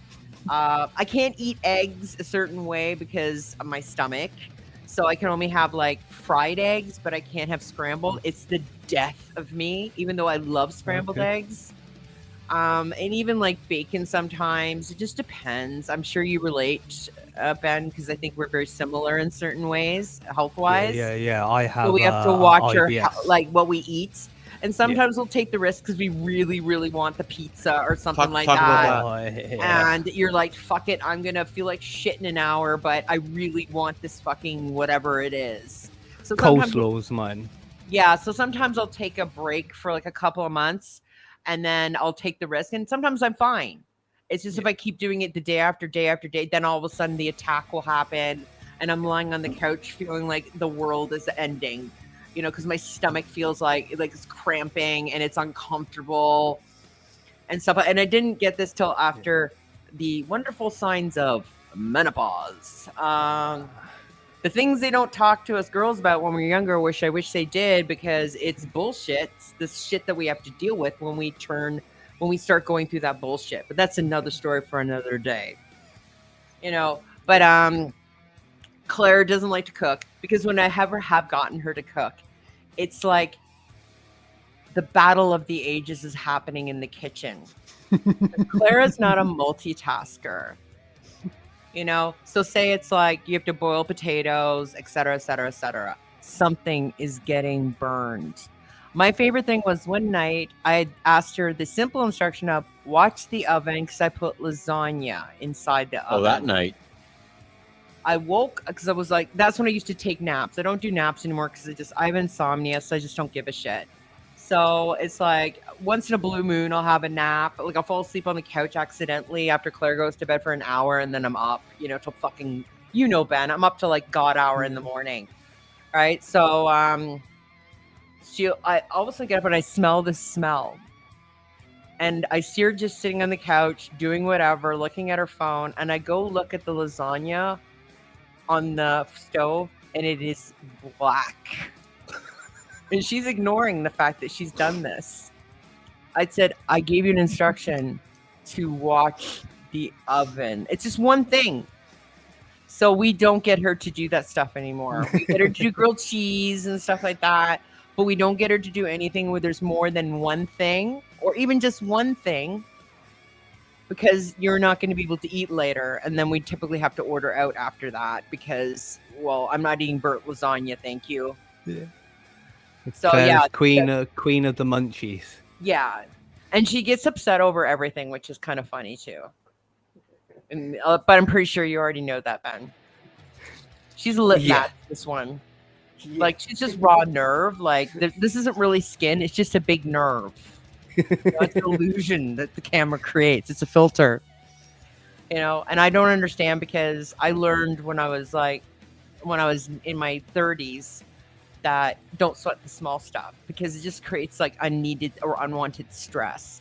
And if you calm down, you'll generally, the thing that you're upset about is going to resolve itself. Sometimes it doesn't. And I can understand you getting a little more annoyed or irritated because say that thing does not get resolved. Like you can't find the thing that you want or whatever, or the thing that's not working won't work. But other times, like I've literally seen her, so like she'll lose something and I will find it in the weirdest spot. But she's tearing the apartment apart for it. And I literally get up calmly and just start moving things. And I go, are you looking for this? And she gets so mad at me. Because I'm not saying in a patronizing way. Look at her face right now. She's so pissed off with me. She's like so annoyed right now. That's what I mean. Bitch face. Because but I told her, I said, it's something you can easily work on. Because it will help you deal with stuff later. I'm not annoyed. You just said it. Resting bitch face. I'm not annoyed. She'll just beat me after we go off camera. Yes, I will. You know, yeah, you just don't see them because she does in places you can't see. Yeah, going back to that King, you were talking about King Arthur and how she fuck thought off. it was real. Yeah. Yeah, like I live 12 miles away from where like all of that stuff was supposed to happen, so it's like a big thing down around here, tourism and stuff like that. So you get taught all of those stories in school and stuff. In school? Yeah, in school they tell you about King Arthur and stuff like that. But yeah, it was made by a guy called Geoffrey of Monmouth in like 1770 something, I think. That whole story. Yeah. So. No, like. Yeah. Are you aware of that? No, that's what I mean. I love like when I find out things, but I knew that it was not an actual historical figure. It was based on other kings in England type deal, but and then the fantasy type of spin was put on it. So in this vein, let's have a conversation about fairy tales. Let's talk. Let's go into, just for fun. We all grew up on Disney, right? Yeah. Whatever Disney cartoons are in existence. You want to talk about the original sources? The Brothers Grimm. Yeah, or Hans Christian Andersen, The Little Mermaid. You're familiar. That's savage. Yay, good for you, my love. Yes, let's go into that. Yeah. Yeah, Hansel and Gretel, The Little Mermaid, all of it. Did you ever watch the TV show Grimm? It was based on all of that stuff. No, don't know that one. No, it stopped now, but that's worth a watch. I think there's like 6 seasons of it. It's called Grimm. It's based around all the Brother Grimm books. So Grim you've with got two like, M's. yeah. So you've got like shapeshifters walking among us. Like some look like wolves, some look like gerbils, some look like rabbits. Just random stuff, but only this one guy can see them because he's descended from the Brothers Grimm. So it's like a story all about like the fairy tales and stuff. As a simple example for the SoundClouders over here, and I'm talking to you guys, if you're familiar with the Brothers Grimm fairy tales, to use Hansel and Gretel as a simple example, what a lot of people don't realize is Hansel and Gretel, the fairy tale that we all know and love as kids, going back to like Gen X and all that, whatever, right? We all grew up on it. But the actual story is based on two parents who couldn't afford to feed their kids. And they led them into the forest, into the woods, And left them. Hansel and Gretel, whether you like it or not, is based on child abandonment. Yeah. Because they couldn't afford to give their kids bread. Right? It's this whole thing. Yeah, well, all of those like Brother Grimm fascinating. things all have like morals tied to them, right? They're, Yeah, like, yeah, a yeah. learning thing for kids back then. Like this is how like you should act, or this is how you should behave, and watch out the boogeyman will get you at night and stuff like that. Mm.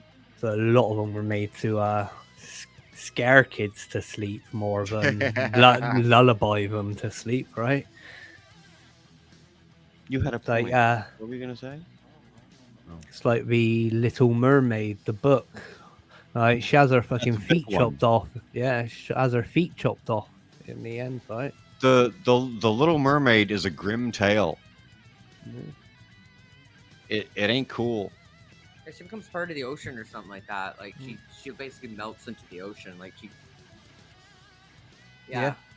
Yeah, We're statue of her. we're fucking ruining generations of childhood here. Oh no, like it's out there. It's out Yeah. there. Like people can find Yeah. it. It was just how they made it more palatable. That's basically what they Yeah, did, right? yeah, Or to reach children yeah. in modern times. Like each generation, there are different versions of that story over time. Yeah. Like you have to get all the different editions to see like the original all the way up to what it is now, right? It's all different. Here's something for you. Are you with pop culture, even going back to like the 50s or whatever, and the Disney World, Ree? Are you familiar with Brer Rabbit and Brer Fox and Brer Bear? No, I know about Steamboat Willie and that, like the original form of Mickey Mouse. Same arena. But yeah, I've never heard of that. This is basically Brer Rabbit and Brer Fox and Brer Bear is basically going back to slavery. All right. Yeah, and what was depicted as quote unquote fun in terms of what Disney was putting out in those days. Because if you go on YouTube right now, you can find Brer Rabbit. He was a cute little rabbit in the same vein as oh shit. Oh, for God's sake, Thumper from Disney. Bambi. Oh, you're doing it now. Okay. What? No, Yeah. sorry, I just said Bambi. That's what Thumper's from. Thumper from. That's all I did. Oh, okay, cool. Bambi. So yeah. So Bambi is one thing, but Brer Rabbit and Brer Fox and Brer Bear probably is, yeah. Briar. I was 2 years old. Fuck off. Jesus Christ. Oh. So Briar Rabbit and Briar Bear and The Brer Briar Rich Fox. Project. If you can find this on YouTube, and this was unequivocally a depiction of basically racism. I forget the name of the movie. It was an actual movie, and it was like combination of live action, kind of like Mary Poppins was. Right. And it was about this kid and older gentleman, black gentleman. It had the classic songs like Zippity Doo Dah. I remember that. Yeah. Yeah. So it was trying to make slavery look like it was a good thing. You're talking about Uncle Remus. I can't remember what the movie's called. Zippity But it's a Disney film. Zippity, The character is called Uncle Remus. Okay, I don't know because I never watched that movie, so I don't know. I just told you. Okay, this is what I mean. This is what you gets like. This is what you gets like. It's a character called Uncle. Yes, we know. We heard the first time. Zippity Doo Dah is sung by Uncle Remus. Okay. But I'm just saying that. Songs of the South. Thank you. There you go. There we Exactly go. it. That's the Yep. movie. Songs of the South. Yep. And it's awful. It's not cool. Yeah, well, Disney was a propaganda machine in like the Second World War. So they made a lot of money off the US government making propaganda shit. Like, you better never ever show fucking Bugs Bunny killing Hitler. They never show that fucking cartoon again. I expect you can find it, but it's not like we'd ever put it out on Cartoon Network or anything like that. I mean, so yeah, like Disney's always been a bit murky with their stuff, right? Yeah. Like, A bit murky. yeah. That's that. No, mate. Well, look at all the stuff that's being taken out of all their movies now. What is know, it? I know. Dumbo with the crows at the start of being taken out. And, Yeah. yeah. Because at the and time, all that like, stuff. Yeah, culturally, they didn't know that in the No. future things were going to be much different. exactly. You don't know what's going to happen tomorrow. Something Yeah. you say today could be vastly outdated tomorrow, which is Yeah. stupid. Like there's certain movies that you watch now and you're like, why did I ever like that film? Or why did I ever like this TV show? Because you see some questionable shit happening and you're just like, wow, this, okay, but I get it at the same time. You know, it's like, and that's what I was talking about earlier about cancel culture. Something that happened 20 years ago does not reflect what's going on right now and what's being Right. made right now. Right. So that's why I say, like, shit happens, you know, like you can't control what was made 20, 30, 50 years ago because things were different. Certain voices weren't heard or silenced. So they couldn't sit there and going, hey, well, this is wrong. Right. Like, Yeah. this is not, slavery is not a good thing, or colonization is not cool, you know? No. So, yeah. Well, you think your whole country You want to colonize a neighborhood? is down to colonization, right? That's gentrification, hon. Is You it? know, well, like now it's called, like, say, if, Oh, you want to talk about our neighborhood? like you talk about neighborhoods, like say if it's a strictly black neighborhood, and all of a sudden they start rebuilding things or putting nicer things, it's to get Yeah, quote so a that's better gentrification, group of yeah. people in there. You Yeah. know, like, and it's bullshit because you know we live in a community that has an economic disparity where you have people in the system and people that are middle class. Like there's houses behind us that are nice little houses. Yes. They're not shit shacks. Yep. They're usually probably middle class to, you know, a decent income. Shit shacks. They're probably making $100K a year on average in these households, or people that are retirees Yeah. that have been smart with their money and able to either pay off their house so they don't have. Oh, a you're not mortgage talking anymore. about down. You're not talking about down the block. Yeah, I'm just talking down the street here, behind the convenience store. Those houses aren't shit shows. But you're not talking behind the gas station. There's nice houses behind the gas station. You're not talking about those breed of people. Oh no, but that's what I mean. Like people in the system, right? You know, people that live in subsidized houses, which is technically there is nothing wrong with that because there's some people in certain situations. I'm referring to the party people. Okay, I know, hun. But it's like there are certain people in the neighborhood that, you know, they have no choice, so they have to be subsidized, like single moms. And You're being way too polite. no, right now I'm gonna go there. You're so impatient. You know, it's like get to the point. No. It's good to have build up sometimes. You do it all the time. And yet you I- bug. And yet you bug. And yet you bug me for the fucking build up. Well, no, because you'll tell me about streets that I don't even know where the fuck they are. No, no, no, Never been there. You're referring to the people that hang out behind the gas station, but you're being polite. No, because I want to tell them that. No, it's for the audience because not all people that are in the system are bad fucking people or people they're that not. are exploitive. Yeah, So you have to clarify that. You have to recognize what's the exception and what's the rule. No. I know what she's saying now. The neighborhood behind us are all owned homes. Yes. These are all good people. Yeah. Because it's like when women say like all men are assholes. That's a generalization. And I don't want to generalize something. Of course they're not. That's what it comes out to. Yeah. Right. So I'm just saying that there are some people that are in the system in this area, whether they're seniors or people that have disabilities, that they have no other options. But then there are what she calls the degens. That's a Canadian term, by the way. It means degenerates, like your trailer trash, degens. Like that type of people that basically exploit the system. You call them chavs over here, and people who could be our parents. These are the have-nots that could have if they wanted to, if they actually tried. That's what it comes down to. Like they make excuses. Yeah, and some of these people do have mental health issues, and I'll put them in a different category because say they cannot have a full-time job or work with the public because they might have anger issues or they might have schizophrenia or not have access to the therapy or medical care that they need in order to be functioning in society. Because there are all over the world, there are breakdowns in that system.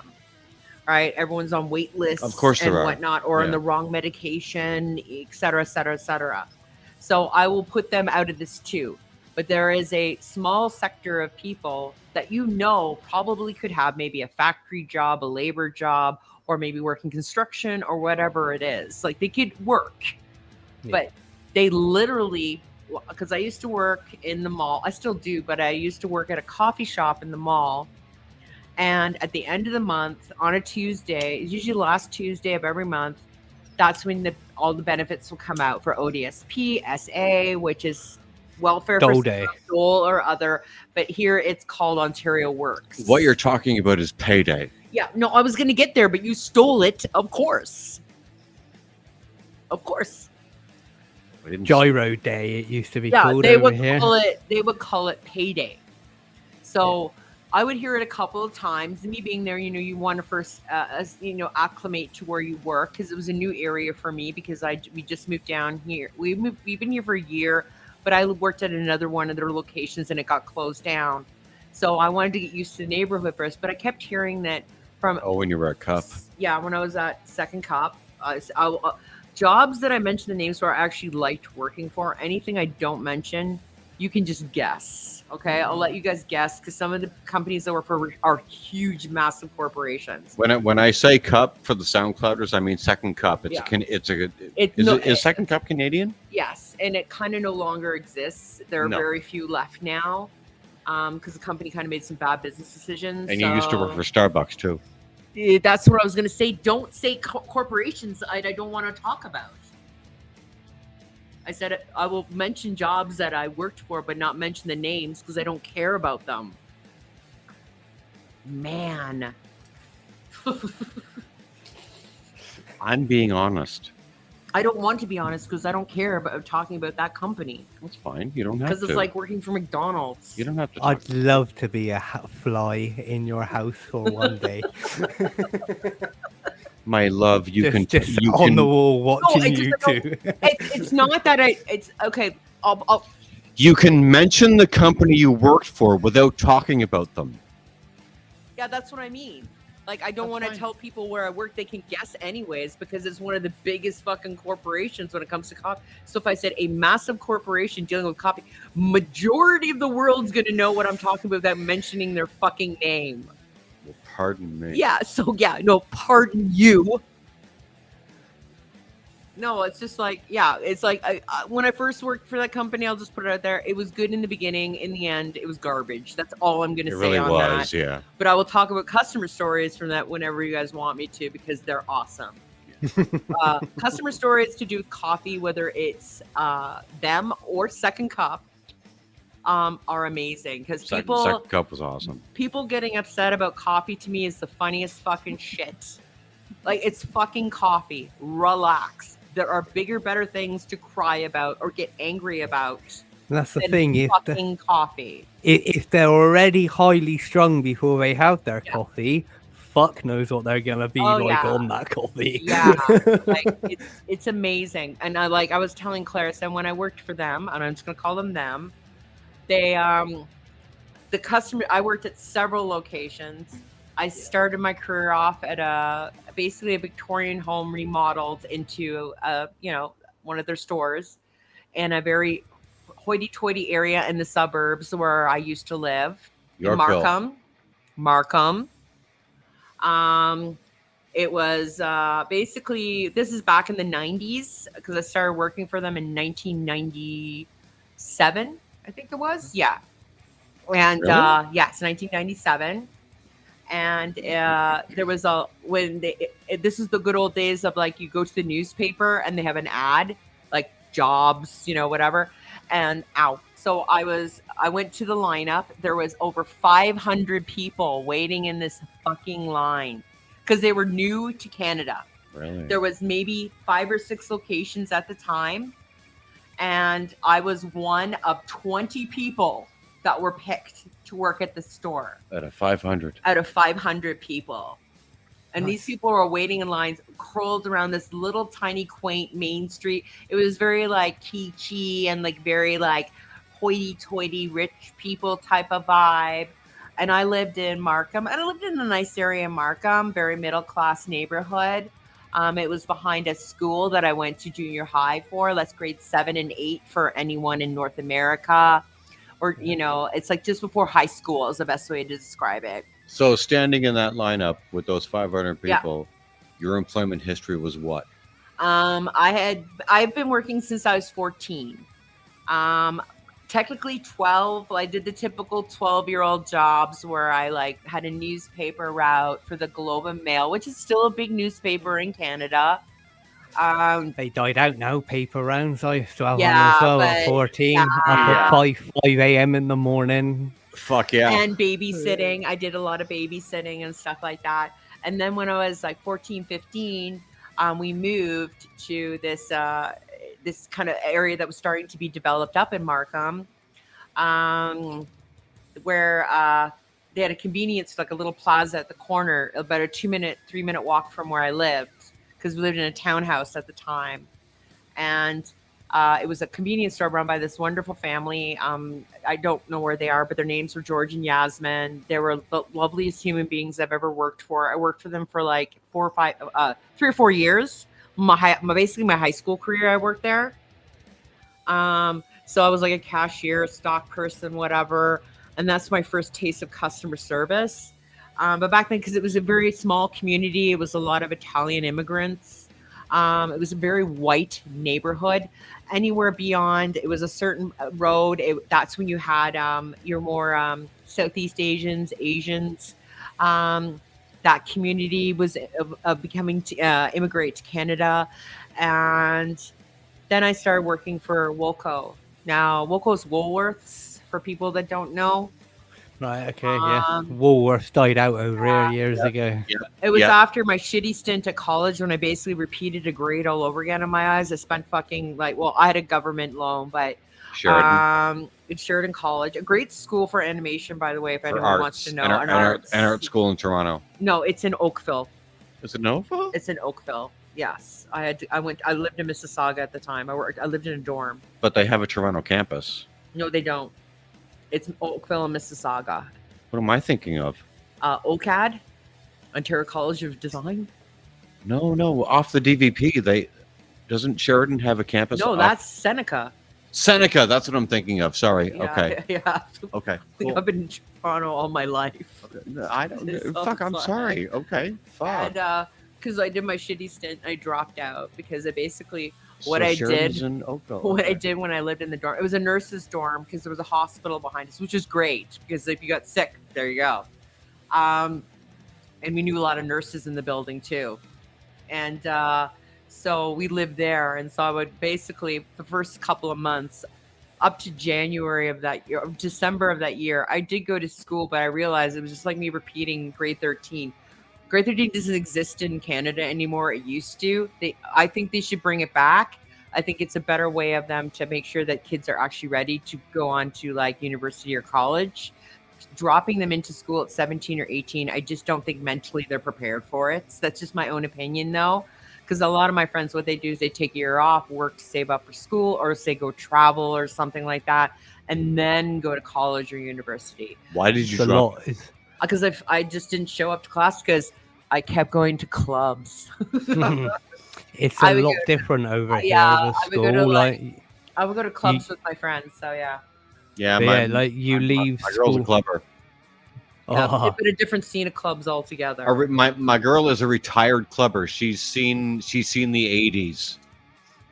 Yeah, the basically. shoulder pads, You the live- mullet. you live- Oh you- no! I was a waiver. I was a waiver in a The goth alt scene. scene. I was in the alt scene. Oh, She was okay. the alt She's scene. not a raver. She's a waver. Okay. Yeah, so yeah, I went to Yeah. all like the goth and alt clubs and stuff like Yeah, that. back in the yeah. 80s, early 90s. Like the moment I turned 19, it was game over. So, so when I came back home, I obviously had to get a job. So I worked at a factory for a summer because I worked on a factory previously the year before I went to school to make extra money because I had to quit the convenience store because it wasn't paying good money, but this factory was, and my mom knew somebody. So I went back there, and then in the fall started working for retail again. And I did that for 5 years when it became Walmart. I left when it became Walmart, basically. And then I had little bits and bob jobs here and there after I left Walmart. And then I moved back home after a crappy relationship. And I was unemployed for a couple of months because I worked seasonally at the liquor store because my mom got me in there because my mom worked for the liquor store for about 30 years. Her dad, for people to know, was the senior. Oh, he was pretty high up. He basically was in development. He also created the computer system. Was part of one of the people that created the computer system being used in the LCBO. Who was that? Your mom's dad? My mom's dad. My Your grandfather? My papa. I don't Who's call him that? grandpa. I call him papa. I But don't call who? him grandfather. I might know the name. You mentioned him. Robert McClelland. I don't know Robert. That's my papa's name. Am I? This Okay. is way back. We're talking like the 50s and 60s after World I've War II. I've never heard you mention Robert. Because I call him Papa because he's my Oh. grandfather. Oh, so he's Papa. Okay. Yes, we didn't call them Grandma and Grandpa. It was Nana and Papa. For sure. Okay. My dad's parents were Grandma and Grandpa. Right? It was just a differentiation. Like we could tell who's who. So he did what again? Sorry. He worked in development for stores. He also created the computer program that's used in LCBO for ordering for across Canada wide. Holy fuck! Yes. Really? Yes. Wow. Because during World War II, he worked for the RCAF, the Royal Canadian Air Force, Air in Force, communications. Yeah. Trained in Montreal. I actually have pictures of his time when he trained, and he was stationed in South Africa. Oh, so So- he saw action. So basically, he did some pretty secret stuff, from what I've been told. Same as my Nana. She worked for Project X for CSIS doing code breaking. I found out later on. I have some really interesting family members. One of my aunts, my mom's mom's sister, CSIS, for those that don't know, is FBI Canadian. exactly, and it's based in Ottawa. I used to live 2 blocks away from CSIS headquarters. Yeah.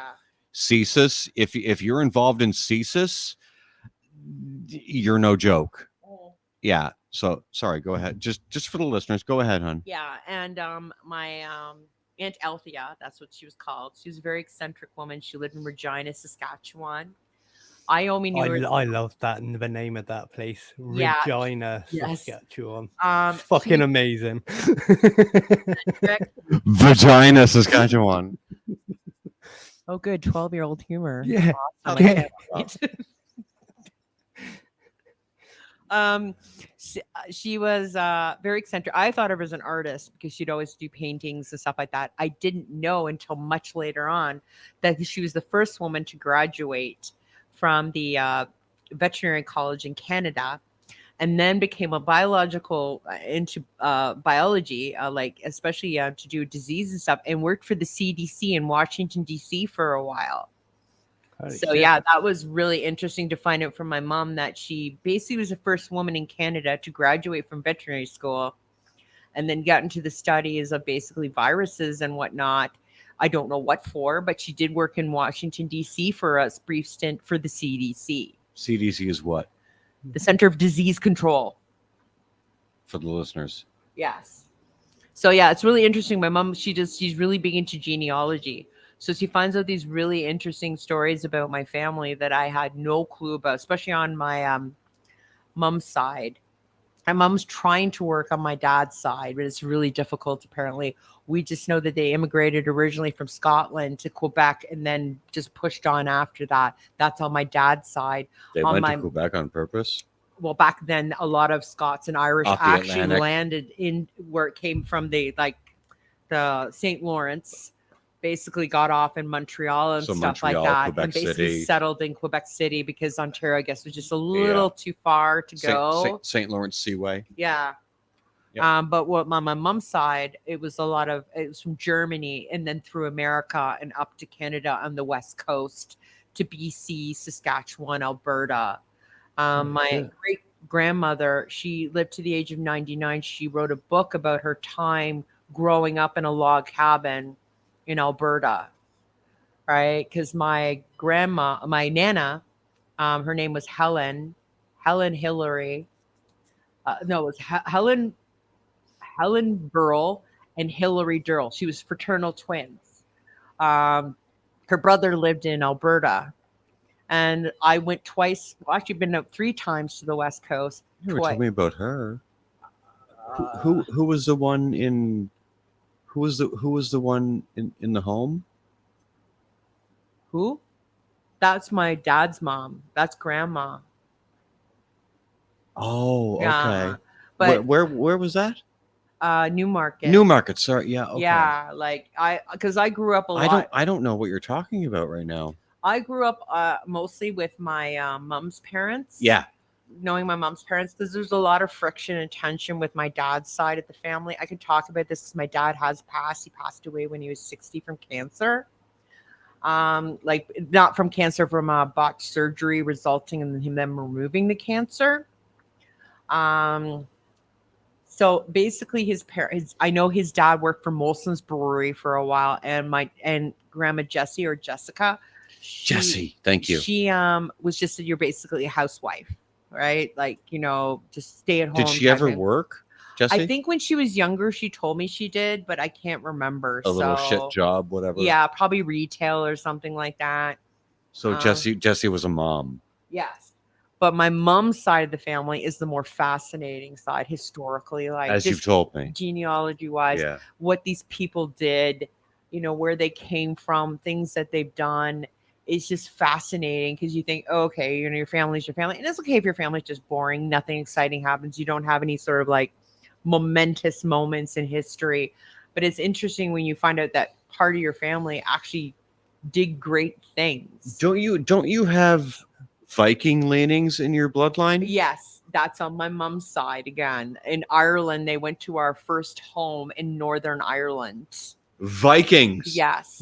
So yeah, so it's pretty cool. But legit. My brother went back even further and found out they obviously, because we all come from Africa, not to be weird, and it was a group of nomadic tribe called Scythians. So it was really interesting. My brother deep dived even further to find out further even into our genealogy, like where everything started.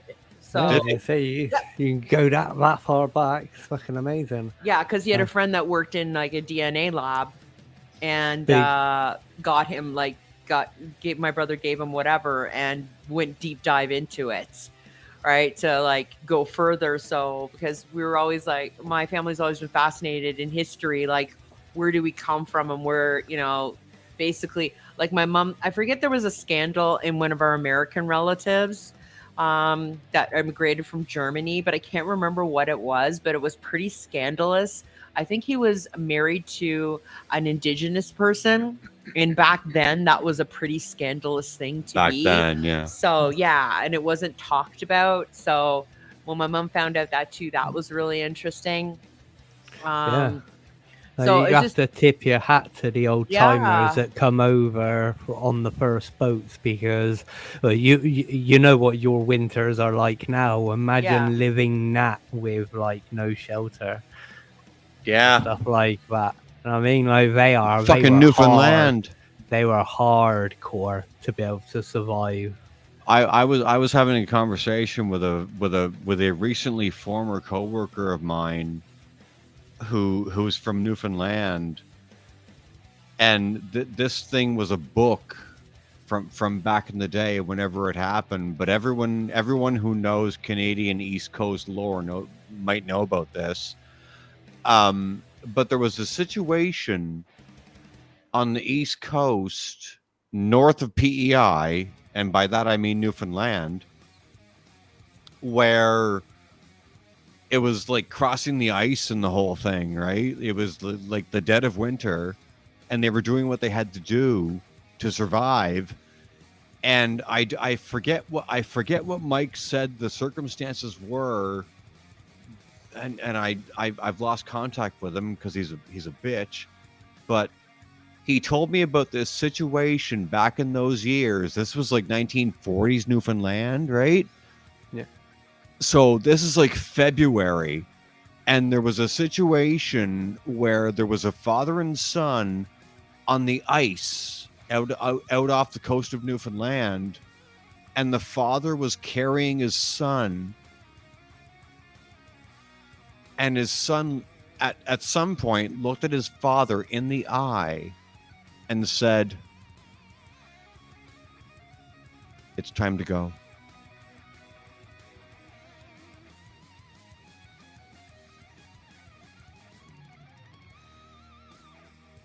And his son died in his arms. Oh, and you were complaining earlier about us talking about serious and dark things. Oh, shut up. I say that was literally left turn, Clyde. Yes, I was like, what's happening? I was trying to relate to what we're talking about. You say, yeah, you said that. You went, and he said, "It's time to go," and I was like, "Fuck!" like, where did that come from? Like, yeah, okay. waiting, like, okay, yeah, waiting. Come You're on, waiting then, for and the it. drop, you know. But yeah, thank you. I was trying to relate to what we're talking about. I thought it related. Well, it does in some sense, but I'm talking about like the people that come over in like the 1800s, yeah, like what they. Well, that's what I was trying to relate to. Yeah. Yeah. But I went too dark, didn't I? Yeah. But we could talk. You went about, hardcore. What? We could what? talk about music-centric things. Like what? I could talk about some really cool things to do with my mom and dad. Go ahead. My mom and dad, during the 60s. Segway! My mom was like your total mod, the white lipstick, micro mini. Really? She would iron her hair and stuff like that. Like when she got married. She was a fucking hippie. No, she was a No, mod. she was a mod. British, Oh, mod kid. like, Okay. She liked that look. So she was pregnant with me when she got married. How do you know? Because I was born the year they were married. Like this, right? Sorry, I'm fucking with you. She because I was born in 1969, and I even have a wedding picture of her in a micro mini wedding dress, because she was 5 months pregnant at the time, and she's like this. She's beautiful in those pictures, like absolutely stunning. And my dad was at school. He was at the University of Toronto getting a degree in history and philosophy because he Did she get married because she was pregnant with you? Yes, she did, because that was the thing you did back then. Shotgun wedding. Yes. Okay. I was best man at my parents' wedding. So They waited until I was like 21 Oh, to really? get married. Yeah. I wish my mom and dad had done that. So, but whatever happened. My dad went to school for university. Like he wanted to be a high school teacher. That was his aspiration. He wanted to teach history and phys ed. Because my dad, it was really funny because I've seen pictures of him from yearbooks. My dad was a very obese man. Really? And yes, when he was in grade 9 and 10. And then one summer he took a landscaping job and it just melted off of him. And he became the school president and the captain of the basketball team in his last year of high school. Your dad was obese? Yeah, if you see pictures of him, you will not recognize my father. Like what? I've seen pictures. That's why I'm saying. No, like if you see high school pictures. What? Yeah, like it's really crazy. I've said, what the fuck? And my dad had the total Beatles hairdo, like like he didn't. Oh yes, he did. Yeah. Right, so. And, he met my mom and shit happened, I guess. My mom dropped out of high school. I know this much. Dropped out in grade 10, she told me. And she worked in retail. And I guess she met my dad along the way. My mom typically would date a lot of bad boys, she told me. And my dad was not a bad boy. All right. So, but he graduated from university and stuff like that. And he just started working. Because you have to go to teacher's college after you go to university. And I guess they couldn't afford it at the time because my sister was born in 72. Because my mom was pregnant when my dad graduated. Because if you see the pictures, I'm like 2 or 3. And once again, my mom was really beautiful when she was young. Like, she doesn't think so, but to me, and I know she's my mom, but honestly, my mom was fucking gorgeous. Right? Like long, black, brown hair, part in the middle, looking like Cher, but not the big nose, but really beautiful, right? Well dressed. My mom was really hip for who she was, but musically they both liked rock music and stuff like that. Like my mom saw the Beatles when they came to Toronto. My mom danced on the stage with Jefferson Airplane, who became Jefferson Starship during a music festival. They loved seeing bands, like, their favorite bands. My dad typically liked anything with a country western blues twist to it. So he liked bands like the Allman Brothers, Johnny and Edgar Winter, the Byrds. He also later on he started to like George Thorogood and the Destroyers, ZZ Top. But he also liked classic bands like oh my god, it's in my head right now. Who does the song? The Moody Blues. There we go. I had to think about it for a second. Derek and the Dominoes. He liked Rush, Deep Purple, Led Zeppelin. The typical bands that were big at that time. He also liked Emerson, Lake and Palmer. And I just remember growing up with that type of music. Like my mom started getting more into contemporary pop in the late 70s and early 80s. Like my mom and dad, they went disco dancing. My mom had her disco dress and her platform espadrilles, and like it was like some sexy dress. My mom and dad loved dancing, and apparently I was told my mom and dad were great dancers. Like they could totally cut a rug wherever they went. Like they loved to dance. They're like, so, and I think they carried it on to their 2 daughters. My brother will say that he is a bad dancer, but my sister was trained. So she did ballet. She took it up to the age of 19. She also did like modern dance, like lyrical, contemporary dancing as well too. But they were great dancers and they loved music, right? Like my mom and dad love it. We always had tons of records in our house back in the day of vinyl. And, we had a record player with big headphones that when my mom and dad weren't home, I'd be listening to like the radio or whatever, or listening to their records. So I grew up with a lot of rock and contemporary pop music. And it wasn't until my mom's younger brother, Glenn, introduced me to alt music.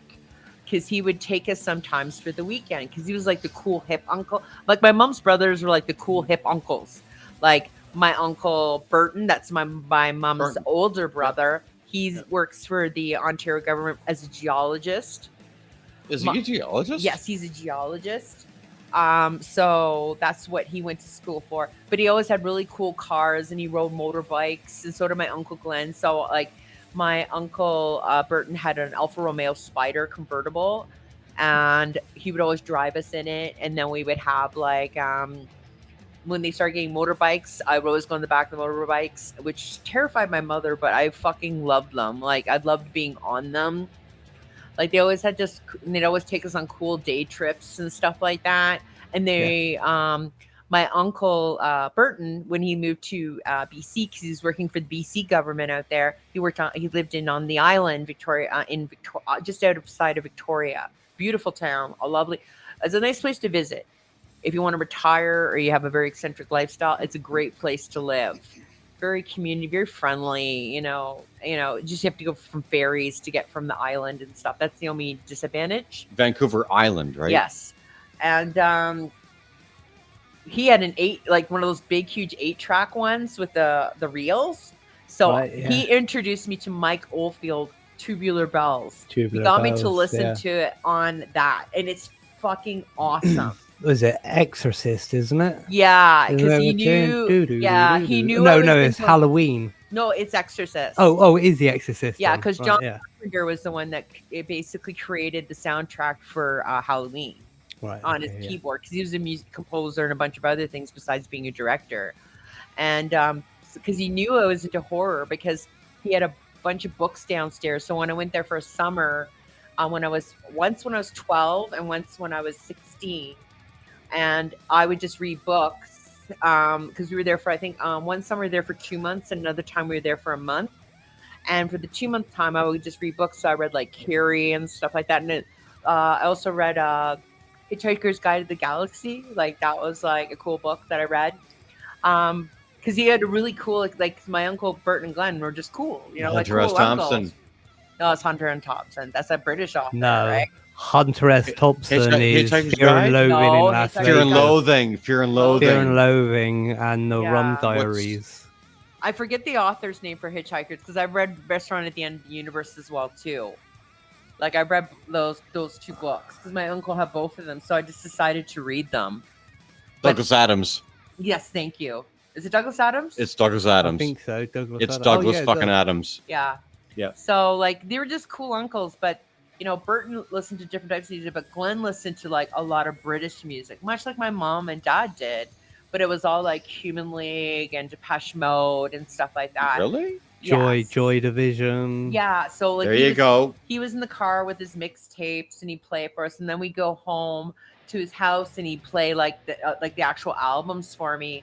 And then that's when I found out about ABC and stuff like that. And so I was like, oh my God, I love this type of music. So he would make mixtapes for me so I could take them home and listen to them, right? And that's how I got into like that genre of music. But the whole stepping stone for that was I was a Girl Guide, which is like kind of like a girls thing, whatever. Yeah, and Girl Scouts. Yeah, we had a little end of the year barbecue thing. And they had a jukebox at this girl's house. And so we could play music, and everyone was listening to Rod Stewart and whatever was big at the time. And then I saw this thing called David Bowie. I'm like, who the fuck is this? I'm like 11, 12 years old. Who's David Bowie? Good old Ziggy.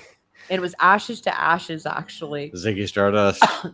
I played that song so many times, they kicked me off the fucking jukebox because I loved it. And I came home and I asked my mom, why don't we have any David Bowie? So my sister, the first album she ever got was actually Let's Dance by David Bowie, because she was young. She was like 8 or 9, but she was into that type of music too. Like that, she grew up with, liking that. But we all grew up, my brother, my sister, and me, listening to Let's Dance. Yeah, and my first album was actually Eddie Grant, Electric Avenue, and my first, Eddie Grant. Yes, and my Classic. first single was Flock of Seagulls, Wishing. That was I was just thinking of Eddie Grant the other day, and what was his single?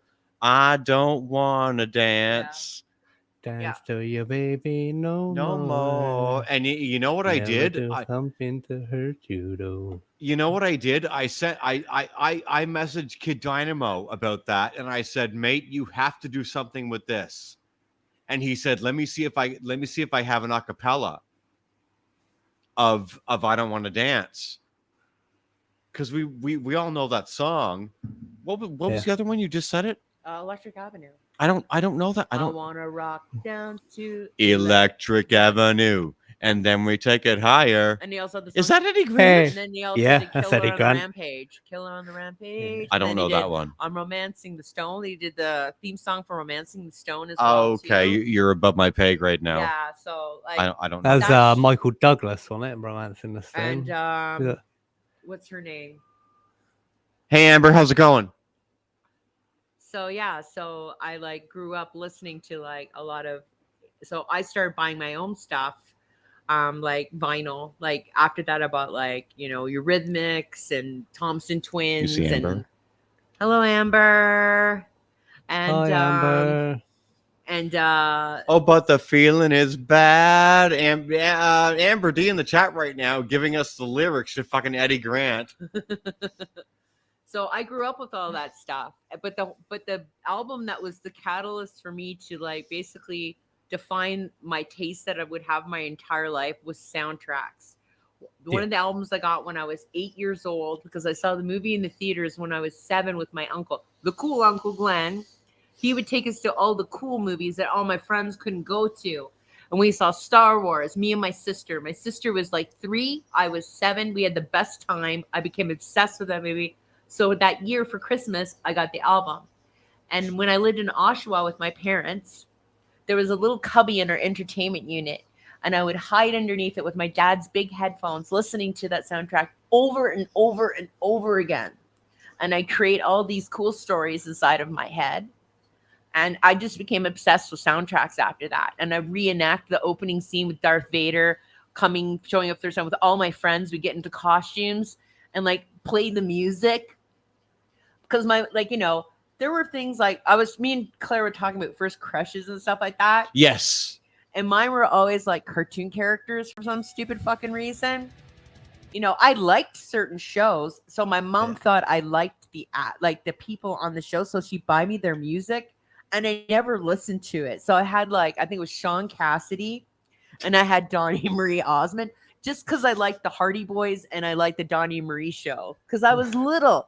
That was my first concert, by the way. Donnie Marie Osmond at the Exhibition Stadium. Me and you have had the celebrity pass conversation. Yeah. And we've also had the celebrity crush conversation. Yes. You have an affair with Keanu Reeves. Always since forever. So and Mr. Idris Elba. That was recent. Like I love him. I don't not just because he's an actor. He's also a DJ too, which is really fucking dope in my mind. He just seems like a really cool guy. Like the guy's got so much fucking riz and swag. It's ridiculous. Can you name mine? Shit. I can name yours, and it's going to be pitiful if you can't name mine. I know your younger crushes when you told me the other day. Like who? When we were talking about Danger Bay. Nicole. The actress name was Ocean Hellman, but she told me that she had a crush on her. And but I can't, oh my God, I can't remember to save my fucking life. No, can you solve the mystery for everybody? Olivia Wilde. Oh yes, she likes Olivia Wilde. My female is Charlize Theron. I love her, love. All right, just something about her. She's a beautiful woman to be, but just her personality and shit, and the fact that she plays always these kick-ass characters. I'm going to give you her real name, but I want you to give the audience her stage name. Cassandra Patterson. Oh, Elvira. Don't know who that is. Yeah, you don't know who Elvira is? Well, that's okay. It's an American thing. It's an American thing. It's a North American thing. Oh, and Amber doesn't know who Olivia Wilde is. Okay. If you don't know who Olivia Wilde is, look up Vinyl on HBO or House, the show House. She was 11 in House, wasn't she? Yeah.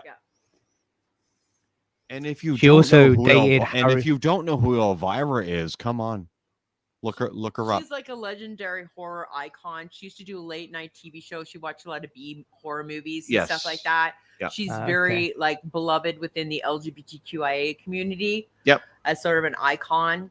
Very much so. She's been doing it since the 70s. She's like the funnest person you'll ever meet.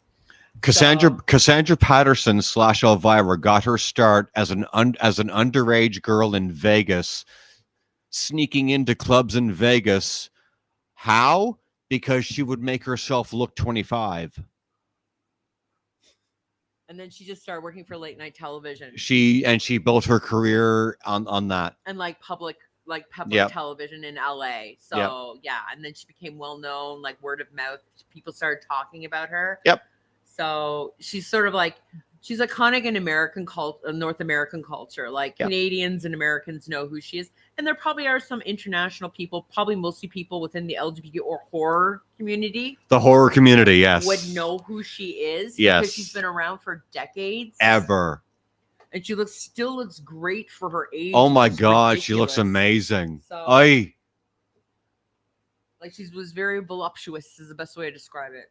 Okay. Yeah. She's fucking sexy. Let's face it. Think of Vampira type energy, right? So yeah. So it's it's just one of those things. Yeah. Like everyone has their hall passes. I tell everybody. Yep. Like I probably have others I can't remember on the top of my head right now. But and you know what? Let's visit that for a second, can we? In terms of adults. What? We just did it. I know who your people are, and you know who mine are. Yeah.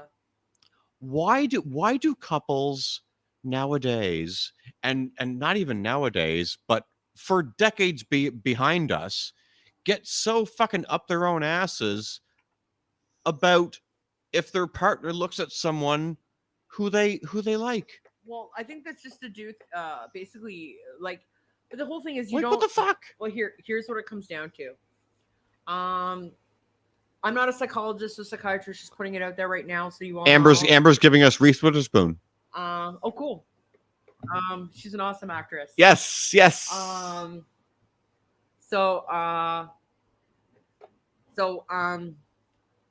When you're talking about that type of dynamic in a relationship, it's a lot to do with you don't know what the past history of somebody is. If they have a lot of issues to do with trust, etc., they've been cheated on, or they're just like, or they have their own insecurities, like self-esteem issues and stuff like that. They're afraid of being compared to somebody else. They're like, they like this. They think this person is far more attractive than me. Meanwhile, it's just them admiring somebody. They're just window shopping, as I call it. Yeah, exactly. Just because I'm perusing the menu, don't mean I'm going to buy something. Yeah, it's the same as like if a man sees another man and says, "Wow, you fucking handsome." Doesn't mean that you're like that. There's nothing wrong with respectfully complimenting on somebody's or the way they dress or something like that. There is nothing. It's not like you're going to run up to them and go, "Hey, let's get together. Let's go have some sex in the back alley, and I'll give you a sloppy top, bitch." That's not it. Tom Segura, sloppy top. Yeah, sloppy tops. Yes. You have to know who Tom Segura is to get that joke. But me and you have had this conversation in the drag community. Yeah. Right? Yeah. Because you like so and so, and I like so and so, right? I find it fascinating why other people who aren't us would be bothered by it. But think about it. That, as I said before, we don't know their past history, though. That's the thing. Like, we don't know what they had to deal with. We don't know their family upbringing, like what they went through. Like, I was basically verbally abused for a vast majority of my up to the age of even 40s. What am I talking about? I know you were. And, I had a lot of insecurities, a lot of body issues and whatnot. And you think that of me, of all people, when I had boyfriends, that I would be really insecure if they looked at another woman.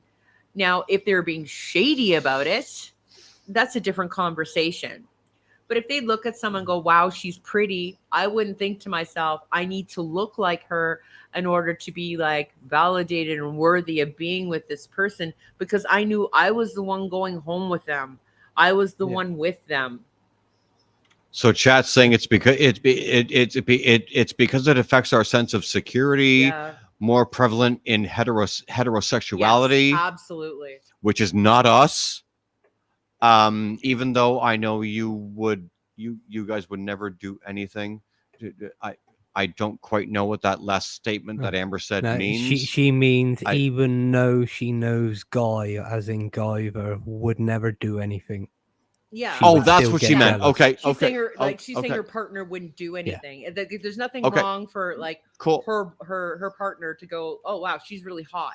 Amber's not going to go, oh my god, he's cheating or he wants her and I have to look like her. Granted. Okay, cool. That's I got not it now. it. I'm sorry. I because yeah. Okay. Yeah, Cool. that's the thing. And also I always tell everyone I okay, don't want to know who he fancies. My abandonment issues don't need it. Okay, that's true too. that- That's that what I mean. can- That's what I mean. You don't know the person's baggage. Well, That's the thing. You don't know what they've been through. And I've been through quite a fucking horrendous ordeal with men. but despite that, I just don't give a shit after a while. Like I have more issues with my friends abandoning me than I do with my mates or my partners abandoning me. Because it's like, okay, oh wow, moving on. And you grow from everything. The whole thing is learning from your own fucking mistakes. I'm acknowledging what Amber is saying in the chat. Yeah. But what I'm trying to say is the point I'm trying to make is because me and you are you and me. Yeah. I know who your people are, and Yeah. so too do you mine. Yeah. And you don't care, No. right? No. And it's a good thing, Yeah. isn't it? But it's once again too, it's like I was jokingly called the anomaly in the system with all my friends because the way I treated my boyfriend. Because she doesn't care. Like my boyfriends would go out with their friends, go poker nights, go on day trips, go on night trips. And I didn't give a shit because I like my personal time to myself. Every once in a while, I wanted my own moment, like not to like have talk to anybody, like just have my own time. And sometimes, but the thing is though, like they had to learn the hard way because I would go out and I wanted to dress a certain way. And they'd be like, who are you trying to impress? And I go, myself. I'm not out there to pick up another guy. I'm coming back here. What the fuck are you complaining about? So Chad is saying, because I don't want to name drop, but Chad is saying I wouldn't like it, but I would never think he was cheating. Yeah. But some people do, or they're just so insecure, like body wise, because they think, oh, I have to look this way now or be this way because what if I don't? I'm gonna lose them. But now spin that, because I call don't this a Friday night. You know, when I go downtown, Yeah. I'm just downtown hanging Yeah, out. I know, but yeah. Right? Yeah, that's just me though. It's because I saw It's that you, because you know what it is. I grew up being single for quite a long time. right? And watching my friends in relationships and seeing the way their boyfriends treated them or girlfriend or whatever, and seeing the things that I didn't want to be or do, and even within my own family relationship, because I can tell you right now, regardless of the nice things I was saying about my parents earlier, it was not the best fucking relationship. I'm just going to put it out there. They should have divorced a long time ago. I've had this conversation recently with my mother. She stayed because the kids, I told her at that time when you really wanted to leave, we were all adults. She And should we would have have. all supported you through this because we Yeah. all knew you shouldn't be together. But I saw this and I You never told me was this, the kind too. of person that was anti-marriage or any of that shit. Yeah. It was more to do with how I didn't want to be, but what was comfortable within my own realm. I didn't want to make myself uncomfortable. I was saying, yeah, it's okay to do that. No, that wasn't it. It was like, I didn't want to be that annoying fucking girlfriend. Because it's bad enough that women are given a bad rap in the sense, oh, they're fucking psychos. Hello? I've known a lot of men that are fucking psycho or are damaged goods. Right? Like they have their own fucking issues to work on. Like the guys that I ended up being friends with, like one in particular that I had a very long relationship with, Klayre knows about him. We don't talk anymore, which is unfortunate. I knew him for 10 years after we even broke up, and I was engaged to this man. You know, but he always did the right thing in changing himself and making himself a better person by learning with his mistakes. He was so much fun to be with. Me and him got along so well. We just weren't meant to be a couple. And that's fucking fine. And if I met this man today, I would shake his hand. Yeah, like he was a super cool guy. Chat saying relationships are supposed to be supportive, fun, and waking up every day with your best friend. Yes. That's what we do. Yeah. So I, like, and later on in life, I dated some pretty ridiculous individuals because I was single for long periods of time. and then I get into the mood to start dating again. And I go on dates, and some of them I would have the best fucking stories to tell my friends. My friends loved when I go on dates because they knew they were going to get a great story afterwards. Because either it would, a second date would happen or not. Who gave a shit? And it was just like seeing what was out there and seeing, like what I was going to have to deal with. Continue your thought. But Amber, just so you know, Tristan's been driving for 2 hours. Oh, what are you getting coffee?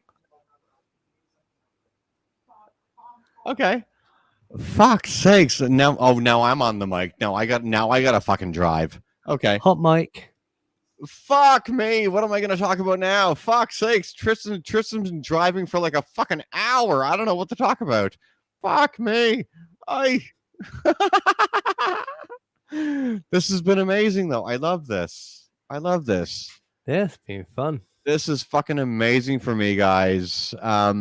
This is I said at the top of the show that my own girlfriend joining me has been at least a year in the making. So this is a special occasion for me. I am over the moon about this. Fuck me.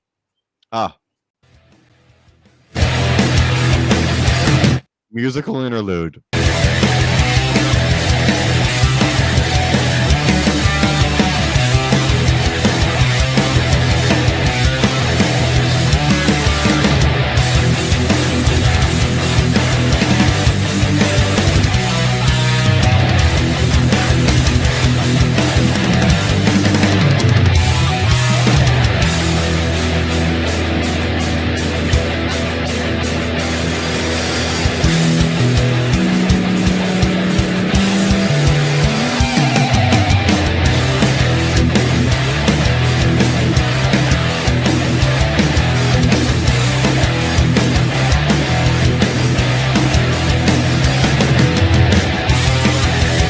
In true radio fashion, because I can't break from this between radio and live streaming, even though we're live on YouTube right now, because I've been told that I can get sued if I dual cast. Yeah, no, we are you live. wouldn't. You wouldn't get sued. You'd just have your I'll get banned. no, you wouldn't get banned. You'd just have your affiliate taken off you. Okay, fair enough. So yeah, we are live on. We are the Klayre Avalon show is still live, and we have been joined. How long have we been on air, Ben? 2 hours 37 minutes. Really? Yeah. Oh fuck! You need me to come on more. Do you want me on more, Ben? Yeah. Don't listen to her. Do it. Don't listen. Yeah, Don't listen to her. Don't listen to her. Yeah. No. No. Yeah.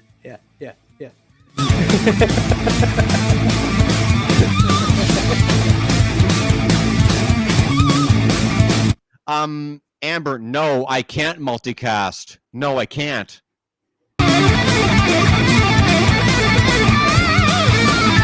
And I'm not doing TikTok. I will not do TikTok.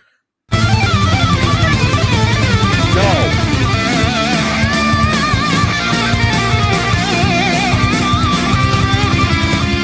But my audience wants more Tristan. If I can say Klayre is very stubborn. I'm sure we all have realized this. Shut by the now. fuck up. I've had to deal with this for 11 fucking years. Okay, 11. There are times she can live out. She can go outside the door. Right? She can stand outside the door and think about what she's done all the time. Get on that naughty step. Like I don't know, Ben, if you've gone through this. I think it's time for another little nugget. No. Oh! Hang on. Hold that thought. Divert. Hold that thought. Amber's saying she won't do TikTok. Amber is on TikTok. I won't do TikTok either. Amber, you're on TikTok, so fuck you. I don't know if she needs live stream though. Oh, she doesn't do TikTok live. Yeah. Oh, what she's talking about, probably. okay. She does clips. Oh, don't tell me to shush. Don't you fucking shush me. Yeah, she doesn't. She's stubborn and doesn't like other people's opinions. Fuck off. She's very hard-headed. Shut the fuck up. So, I don't know if you've gone through this, Ben. You know when you're talking about something,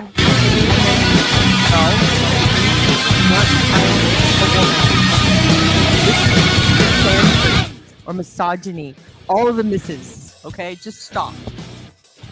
Okay, just stop.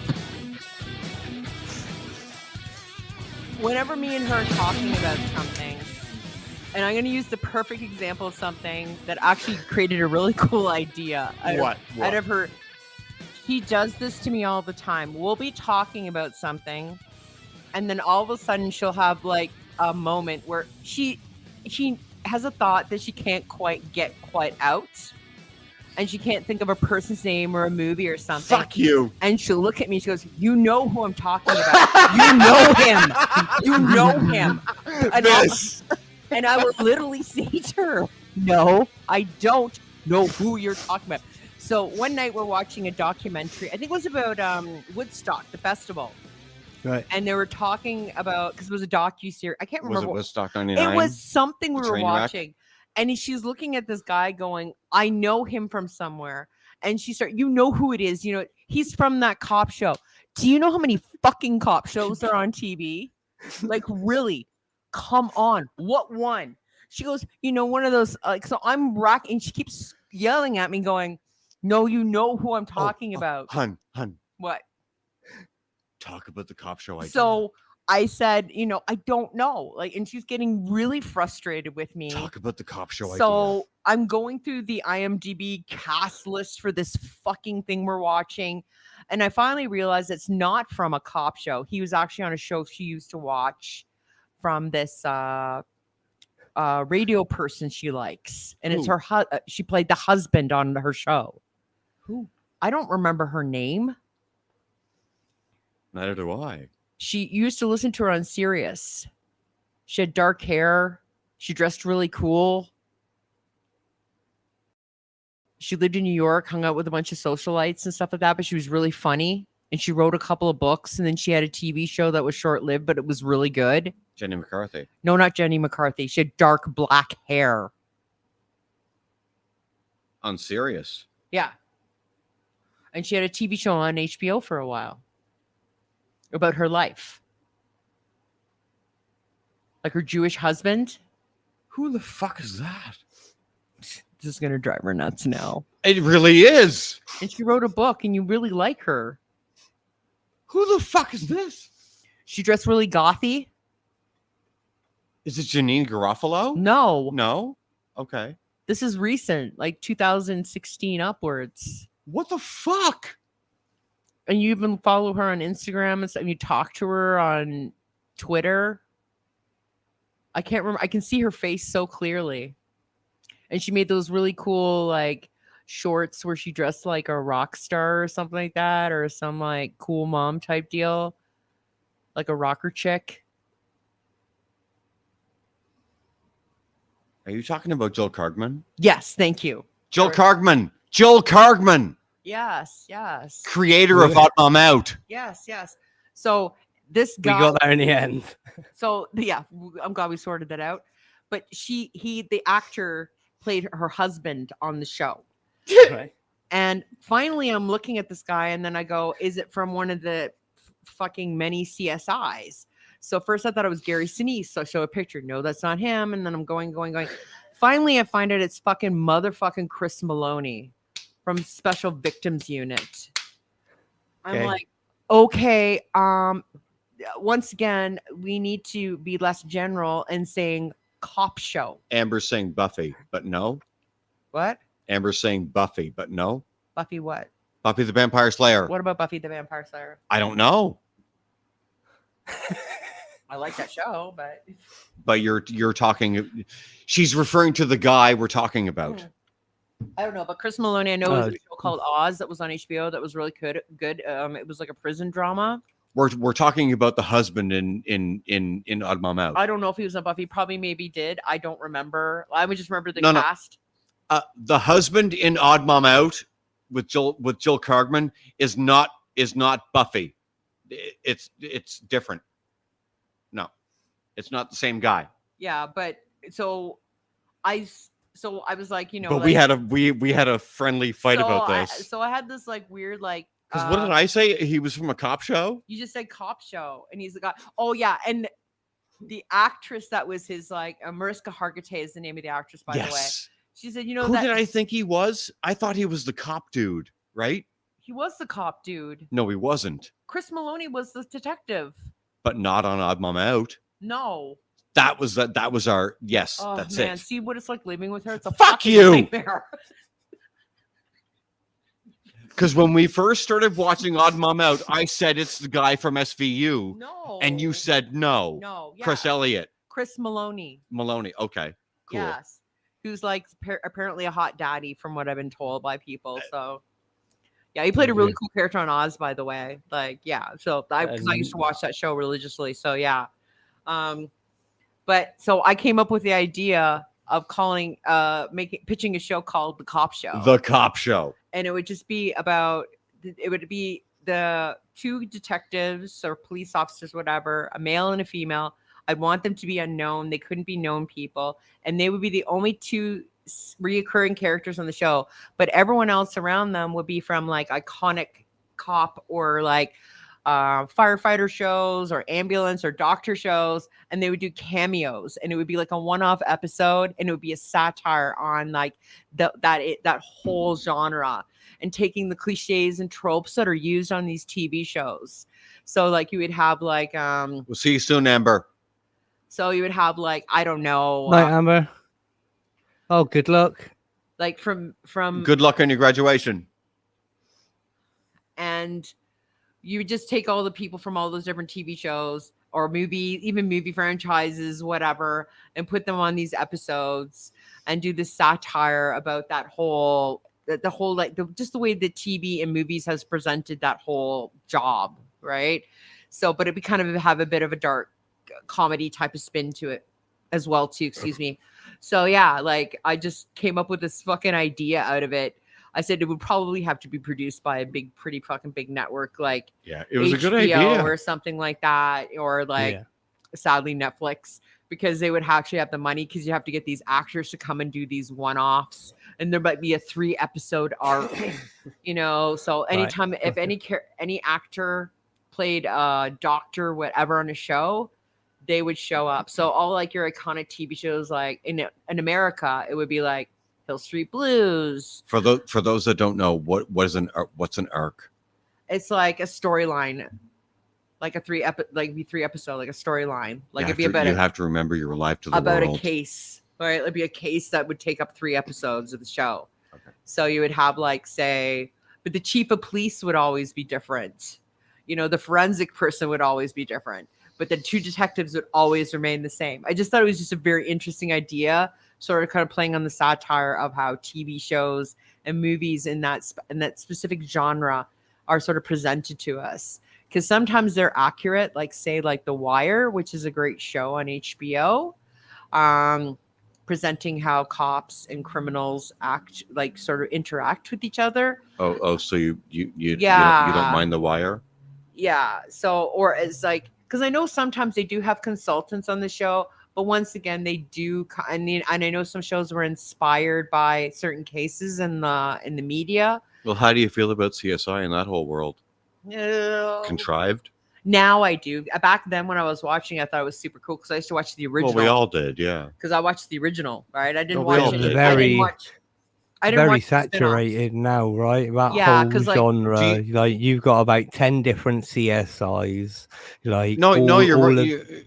All of the other there's one that like my mum watches that are all linked together as well. One's I think a fire show, one's cops, one's ambulance, or one's like hospital, but they're all set in the same, like 3 different shows, but they're all set in the same world sort of thing. Do you Because I'm gonna bridge a gap here because we have the Atlantic Ocean separating us, even though you're part of my show.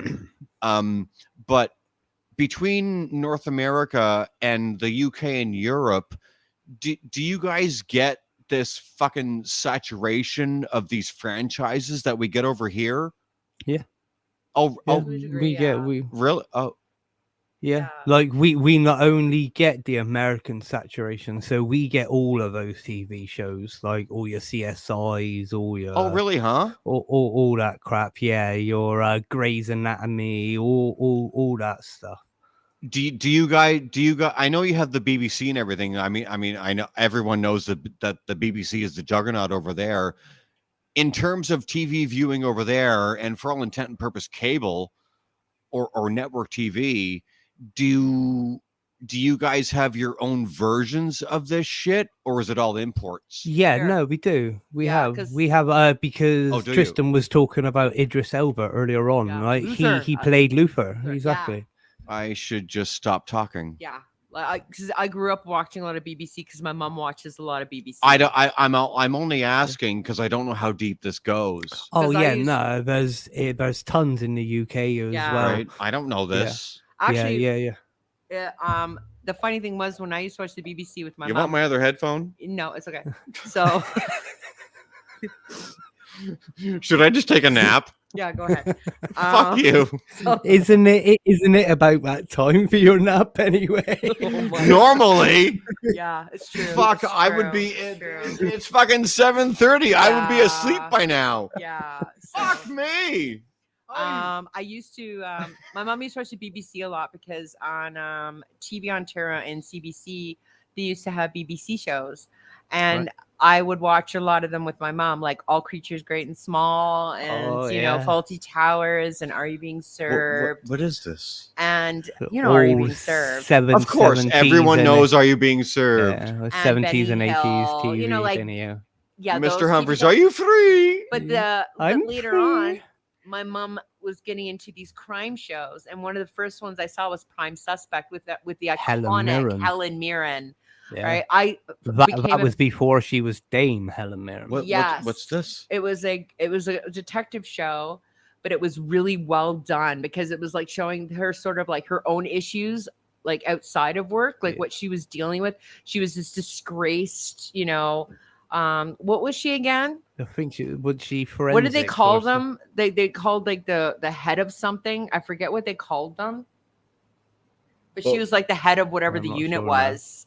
What was this show? It was a detective show, Sure. and they would do cases like a whole season would be based on like So a a serial Sherlock killer. Holmes No, thing? it was like Sherlock Holmes is a different show altogether. Or like a Yeah. or in the same vein as what Idris Elba did? yes, same vein as Idris Elba. Like Okay, Yeah. cool. Luther, yes, What was the name of his show? Luther. Luther, thank you. Luther. Yeah. Okay. Yeah.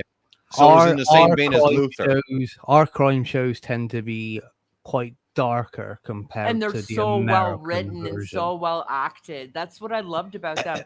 And like we Yeah. watched some of the ones that PD James, like the book, the author, we watched some of those too.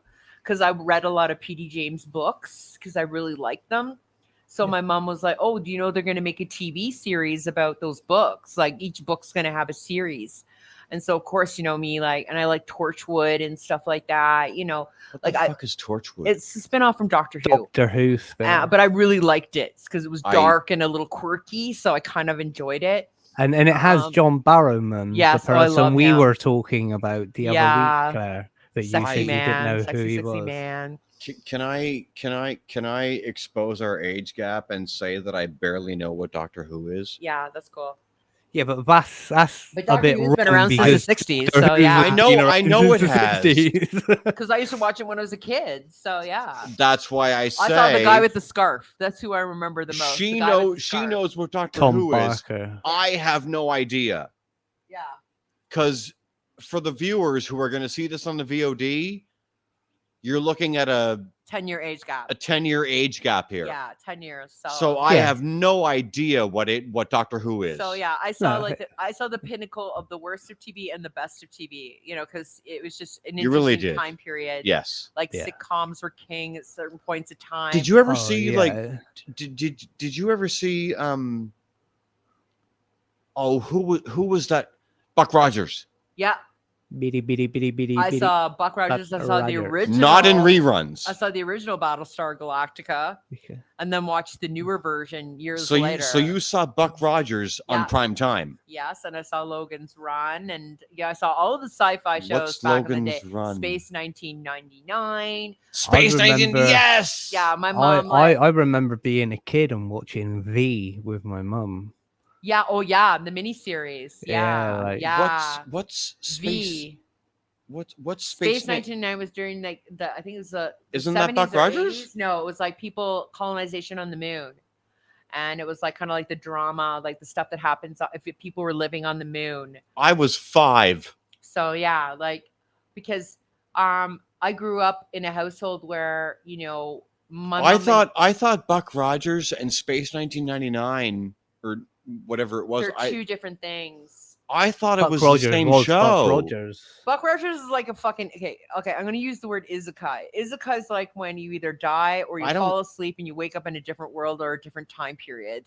So Buck Rogers basically fell asleep in a spaceship and was like fucking woke up in the 25th century. Oh, really? Like he was in our time period sort of deal, or like that the time period of the time, whatever. He woke up in the 90s and then woke up in the 25th century. Oh shit! Because it was the Buck 25th? Rogers in the 25th century. So ahead of us. Yes.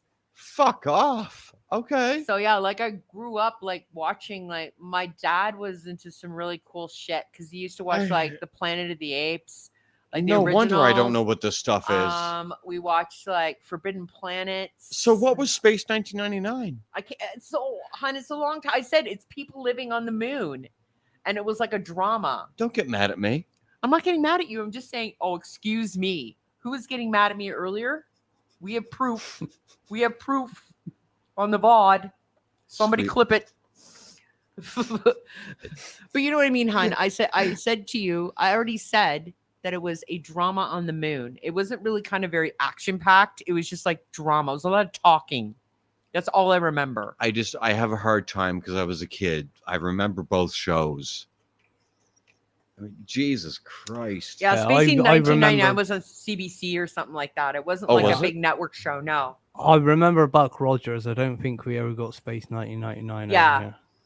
Did you get Battlestar Galactica, the original? Yeah. Yeah. And that's the thing, right? You guys got a lot of exports from us. Yeah, that's why there's a debate on why English people can do better American accents than Americans can do British. Yeah, it's true. Because we've been consuming American TV and American media for the last 30, 40 years. So it's like we hear that accent every day. What the fuck are you talking about, mate? Well, you go fucking weird ass Cockney as soon as you try and do it. As soon as I'm from, I don't know what the fuck it is, but all of a sudden, don't make me do fucking Lily. I swear to fuck, I'll do Lily.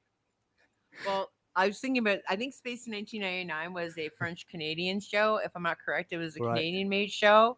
That's probably why a lot of people don't know about it. I don't think it was an American show. A lot of Canadian stuff, not to cut you off, but a lot of Canadian stuff isn't known by the masses. No, but the thing is, though, it's funny. Some of your stuff come over. Yeah, and some of it's pretty iconic and legendary.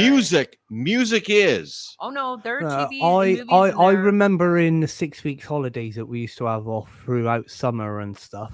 There used to be like kids cartoons sort of, or kids sort of TV movies, and there was a time where I remember being sat and watching a load of weird ass kid TV sort of movies. And then I remembered one night and I searched it up, and they were all done by this this Canadian production company. Okay. And they were all like kid TV movies. They're about an hour and 20 minutes long, but they were really weird. One Is it was Nelvana? like about I'm not sure. One of 'Cause them there's was a- about a leprechaun and two kids find his gold, and then he transported them to this weird ass land and turned them into butterflies, and Was it and was it's so random, like watching it Wha- as a kid. was it a cartoon? Was it a Cartoon, yeah, movie? he said that, yeah. No. This one was like just a live TV action? movie, like live Okay. action A TV TV movie. Okay. Yeah, yeah, and it was about these two It could be- kids that found leprechaun's say? gold and No, stuff. that's an animated company, sorry.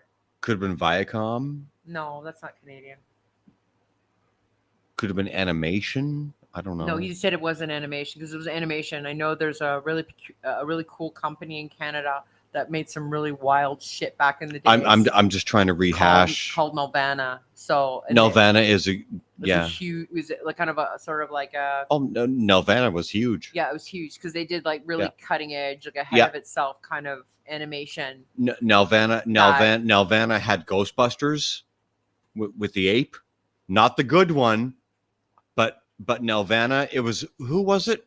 Was it Viacom or I think it was Nelvana who had the shitty Ghostbusters with the fucking ape, I don't not the good one with 'Cause I remember their movies and stuff like that. I don't remember that, so I remember their. what really was cool the movies. what was the fucking Ghostbusters on Sunday with Gina? I don't know. I didn't watch it. I'm speaking out loud. I'm There was thinking the real Ghostbusters. and that's then the there one. was- That's the one. That's the one with any pots. yeah. Yeah. So that was noontime on Sundays, and I think that was Nelvana. If you were watching the other one with the fucking monkey, I think that might have been Viacom or something, but that was the shitty one. But the real one was Annie Potts and all the guys from the movie. It wasn't voice acted by them though. I think only the guy that played. Really? I think it was only the guy that played Ernie. What's his name? So they didn't have Bill Murray or any of them. Ernie Hudson's character. Oh my god. I know who you mean. Yeah. Yeah, He was the only one that voiced his character, but like Ivan Reitman. Really. They weren't Bill involved Murray in did- No, that? they weren't involved. It was more the side characters that were involved. And this was like 1987, 88. I don't remember. I didn't watch it, so I don't know. Well, I'm telling you. Okay. That movie that I watched as a kid Don't was you get called- mad at me? I remember. I'm not getting mad at you. You're the one who's getting testy. I see your eyes. I know, but you're getting testy. I'm not getting testy at all. You're getting testy. No, I'm not. Yes, you are. Shut the fuck up. Chill. Yeah, Chill. that kids' TV show or movie that I watched when I was younger was called The Great Land of Small. Oh, okay. Okay. The Great Land of Small. Yeah. And what was this? It was like we were talking about how Canadian like stuff like media made its way over to the UK, and I was talking about how like there was a load of weird ass like Canadian TV like movies like for kids, Okay. and yeah, one of them was called The Great Land of Small. Oh, cool. It was done by New World Pictures. Production company was Telefilm Canada. Okay. Telefilm. Do you know who that is? Yeah, I know what Telefilm is. Telefilm still exists, so yeah, it finances a lot of like it's through the government. And they finance a lot of grants to help like smaller directors, studio houses and stuff like that make films. They give them grants and stuff like that. So you see a lot of like smaller independent films, television shows that are basically, you know, it'll say the opening credits in association with Telefilm, right? So that's what that is. So it's probably Right. Telefilm basically giving a grant to the studio that made it to Yeah. help them make whatever it is they were making. Yeah, Canadians always make the weirdest fucking shit. Yeah, because it looked like a TV movie, right? It didn't look anything like big budget special or anything. Mhm. They were just like, yeah, it looked like a run-of-the-mill TV movie. Yeah. But they were weird. They Well, were yeah. trippy as fuck. Like watching them as like a 6-7-year-old and all this random crap was happening. It was like, what the fuck's going on? Well, I think also too, when you think about it, I think a lot of like British and Canadian shows are very much inspired by one another. The way they do things, Yeah. they really are structured on good writing more than anything else, or just really creative, progressive ideas that always go outside of the box, compared to say like something that's American. America stuff has to always be shiny. Yes, It can never be nitty gritty. There always needs to be Yeah. a silver lining in it and Yeah. stuff like that.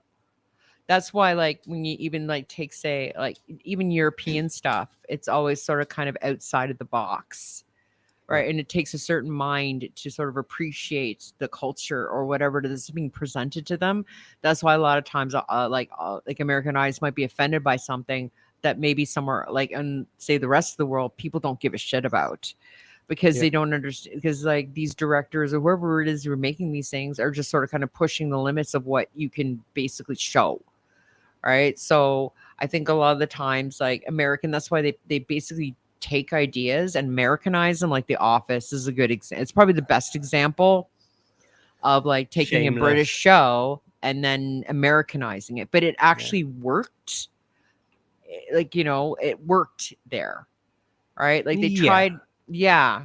Yeah, some things I know they've tried to remake or Americanize them, and they just haven't landed in America, where they've changed them so much. But some stuff has, like Your Office. Apparently, the American version of Shameless isn't too bad. Yeah, but I'm just so used to the British version, which is more like. Well, they did. I think they did an Americanized version of Skins as well, too. Yeah, and that was never going to work for the American television. Me and you have talked about the UK version of Shameless and like versus the American version, like the UK version versus us. You got me onto that. Yeah, you liking it? Shit. Well, I think a lot. Holy fuck. So I mean, it's a lot more hardcore. Like Americans is all about fluff. You meant when you said you folks don't give a fuck. No, exactly, mate. Oi. It's savage. Well, I think a lot of times savage. too, what America doesn't realize is a lot of stuff gets lost in translation, basically, like culturally, like references and whatnot. So they basically have to change a lot of stuff around in order to adapt to, like, say, what American culture is. For some reason. Mm-hmm. Where it's funny, a lot of Canadian shows will become huge in America. Yep.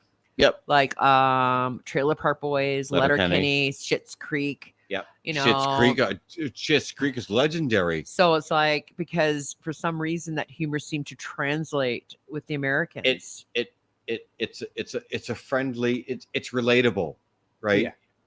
It's even though this content is Canadian, people south of us can go, oh, that's funny. Well, it's also relatability. It's relatability, especially if you generalize certain things. Yeah. A lot of the UK comedy and stuff like that, a lot of it is centered around self-deprecation, right? Yes. It's all about taking the piss out of themselves. Yeah. And quite a lot of the American audience can't get their head around that. It's making fun of ourselves. Yeah.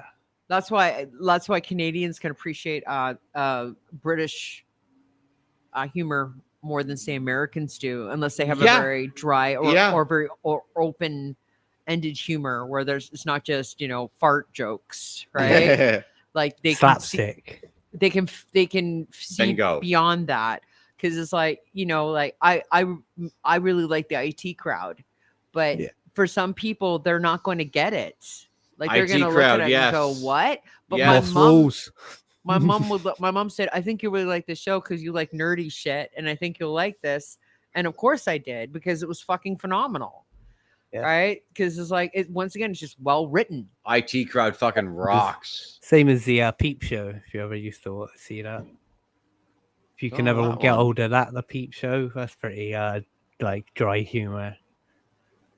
It just like, it's sort of like, to me, it's like I don't laugh at certain things, and so people kind of look at me funny because, like, say they're talking about Like my friends will like when I used to hang out with like certain people way back in the day, and they'd be laughing at like fart jokes or shit like that, and I'd be staring at them going, "What is so fucking humorous about this?" Yeah. Right? You know, it's like I like more observational humor. I liked both do. intelligent humor, like sort of subversive out there humor that, you know, other people wouldn't find funny, but I thought it was fucking hysterical. Or just like dry delivery. Like it's just that sort of thing where you're not meaning to be funny, but it just ends up being fucking hysterical. Yeah. Right? Like you're just saying whatever's on the top of your head and everyone just busts out laughing and you just keep a straight face the entire time, which makes them laugh even harder because, you know, and because maybe in a way subconsciously you're trying to be funny because you're trying to Maybe. lighten the mood or you're just making an observation about something. Bill Burr. Yeah, like you just see things and you know, it's just delivery. I tell people all the time. It's delivery. Because I used to hang out with this one girl when I was working at Starbucks. I'm going to say the damn name, but whatever. And me and her would go walk around Toronto downtown together. And everyone always said, because Kristen had a very well-rounded sense of humor. She liked doing voices. She was a voice actor and she was very like meaty. Her humor is very meaty. You can make anyone laugh with their sense of humor. And I was the straight guy. Like I had the dry delivery. So we would just be this like pair of just like chaos because everyone would just start fucking laughing. Right. And I also had a very gallows sense of humor. So it was really dark and a little subversive and a little out there, but it still would make my friends fucking buckle over because it would just come out of like nowhere. It'd be the most random. Like my friends would ask me, "What are you doing this weekend, Tristan?" And I said, "What am I doing this weekend? Well, I'm going to go home, have a bottle of Pepsi, socialize for about an hour or two. And then I'm going to get fucked like I'm the prize winning pony at the county fair. How about you?" So, and my friends go, self-socializing. I go, that's a nice way of saying jerking off. Okay. Masturbation. So I'm being polite. Yeah. Right. So it was stuff like that, but it was just my delivery. Cause I would say like, like, it was just so matter of fact. Like, "Oh, what are you doing later, Tristan?" "Oh, I'm going to go behind the mall and fuck a hobo behind the dumpster." You know, like that's right. It was just that's just always been the way I have been. This is her. This is like yeah.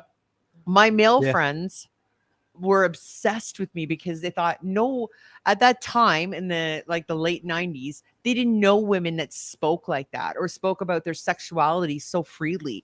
Like they just didn't give a shit. You know, like we had a couple female friends I used to hang out with that we had this like fucking toxic humor. And we could even like disturb the most like, you know, corrupt man possible. You know, like they'd be talking about whatever, some like new sex term that came out, like donkey punch. If you want to look it up, but I wouldn't if I were you. I know exactly what a donkey So- punch is. Me and this other girl would be sitting at the patio table kind of beside them. And then we'd look at each other and we're like, "Really? That's so fucking lowbrow. Let's go one up." Like this, right? So I'd be like, "So, sweetheart." She goes, "Yeah. So what do you think about strawberry shortcakes?" "Oh, she loves those. I like them with a cup of hot man chowder. How about you?" "I can't wait to jump on this fucking man train later." And I would just go off, like just go off. And these guys would be like, "What the fuck is going on over there? That's disgusting." And these are like your kids that thought they were punk rock, you know, kids that think they're the punk rock. Like, look, my parents make a fucking fortune and all my clothes are basically, I ripped them. They weren't bought like this. You know, "Oh, look, I own a fucking Exploited album. I'm so fucking cool." You know, and they have their mohawks that, you know, my friends back in like the early 80s were, you know, and they put actual safety pins through their faces kind of shit. You know, and they're trying to be all like, "Ooh, let's be all like," because they're trying to upset us. Right. And the thing was, though, they didn't know that I, at the time, was dating this guy that was a real fucking deviant to begin with. He'd send me the most fucked up shit. And it didn't, after a while, I became so desensitized to it that I just started using it in my language. Like, I'd be like, "Oh, what are you feeling for dinner tonight, Tristan?" "Oh, I feel like a tossed salad." And they'd be like, oh, okay. And they would just go over their heads. But that one friend that knows what the fuck you're talking about would be dying. I Right? fancy a blue waffle for breakfast. Yes. You know, like it just the most like filthy fucking things you could possibly think of, because men would always be like, women are so prim and proper. And me and my female friends are like, I don't know who the fuck you're hanging out with, but when us girls get together, there's shit that would make your fucking toes curl that comes out of our mouth. Because the way we talk about like our experience and stuff like that, sometimes it gets a little detailed, and sometimes it's for educational purposes, like helping our other female friends out, and other times it's just to get a good laugh out of them. Right? I think that's like, to me, humor's been a big buffer for me. Like when I'm feeling like shit, or if I want to make somebody happy, like I'll call my mom up and I'll make her fucking roar because she'll be feeling like shit about something. Right. So I just make her laugh about that sort of self-deprecating humor, or making fun of somebody else who can't defend themselves. I'm really bad for that, by the way. Because I don't give a shit. I've always like my mantra. I remember a tattoo artist was like having a contest where you could win a tattoo, and you would give your ideas, and then you pick. He said he would randomize it. And I didn't win. That's fine. But my idea was to tattoo somewhere on my body 0 fucks. And he said, oh, why do you want that? Because he was just curious. That's my mantra in life, is I don't give a fuck what people think about me. And I'm just going to do whatever it is that I want to do. And as long as I'm not hurting somebody, like physically or actually really mentally, like hurting somebody. Because when you grow up, and I know you feel this way sometimes, you feel like shit about yourself because you've been told that like all your life, either from like your own family or your own fucking friends. You know, I was told by a teacher at 13 years old that I'd never make anything of my life and I should just quit there and then. Isn't that wonderful? That happened in grade 10 to me too. My math teacher told my mother that I was basically, you know, a daydreamer and I wasn't going to amount to anything. And my mom, being my mom, thank goodness, looked at him and told him to go fuck himself and made me drop his class. Because she was like, nah, that's not flying with my daughter. My daughter's great at other things. And yeah, fine, she's not good at math. I kind of learned on my own. And I actually I found out that it's actually the teachers you have that makes it better for you. If you have a really good teacher that teaches that subject well, you will actually learn things and actually be interested in what you're being taught, as opposed to a monster. Yeah. Oh, or someone, this one, he was a proper dickhead. Yeah. Or if they're just focused on the really smart kids in the class. Yeah. Right. Because I used to fucking hate that. It's like, yeah, okay, fine. They're A+ students because they have that analytical or logical or whatever it is mind, that intelligence, because everyone has their own version of intelligence, whether it's creativity or, you know, whatever it is. There's different levels of different types of intelligence. And it's up to us to either let that shit go. Like let that part of that intelligence slide off because we're more focused on certain things because we're going for the things that we're more interested in. Or we learn to become more logical or analytical through our own life experiences. Yeah, I think like that's. Sorry, go on. Go ahead. No, Please, I was Ben. just gonna say, like I usually say, well, there's one thing I usually say is never mix up an education with intelligence, right? Because you can have 2 PhDs and still be a fucking idiot.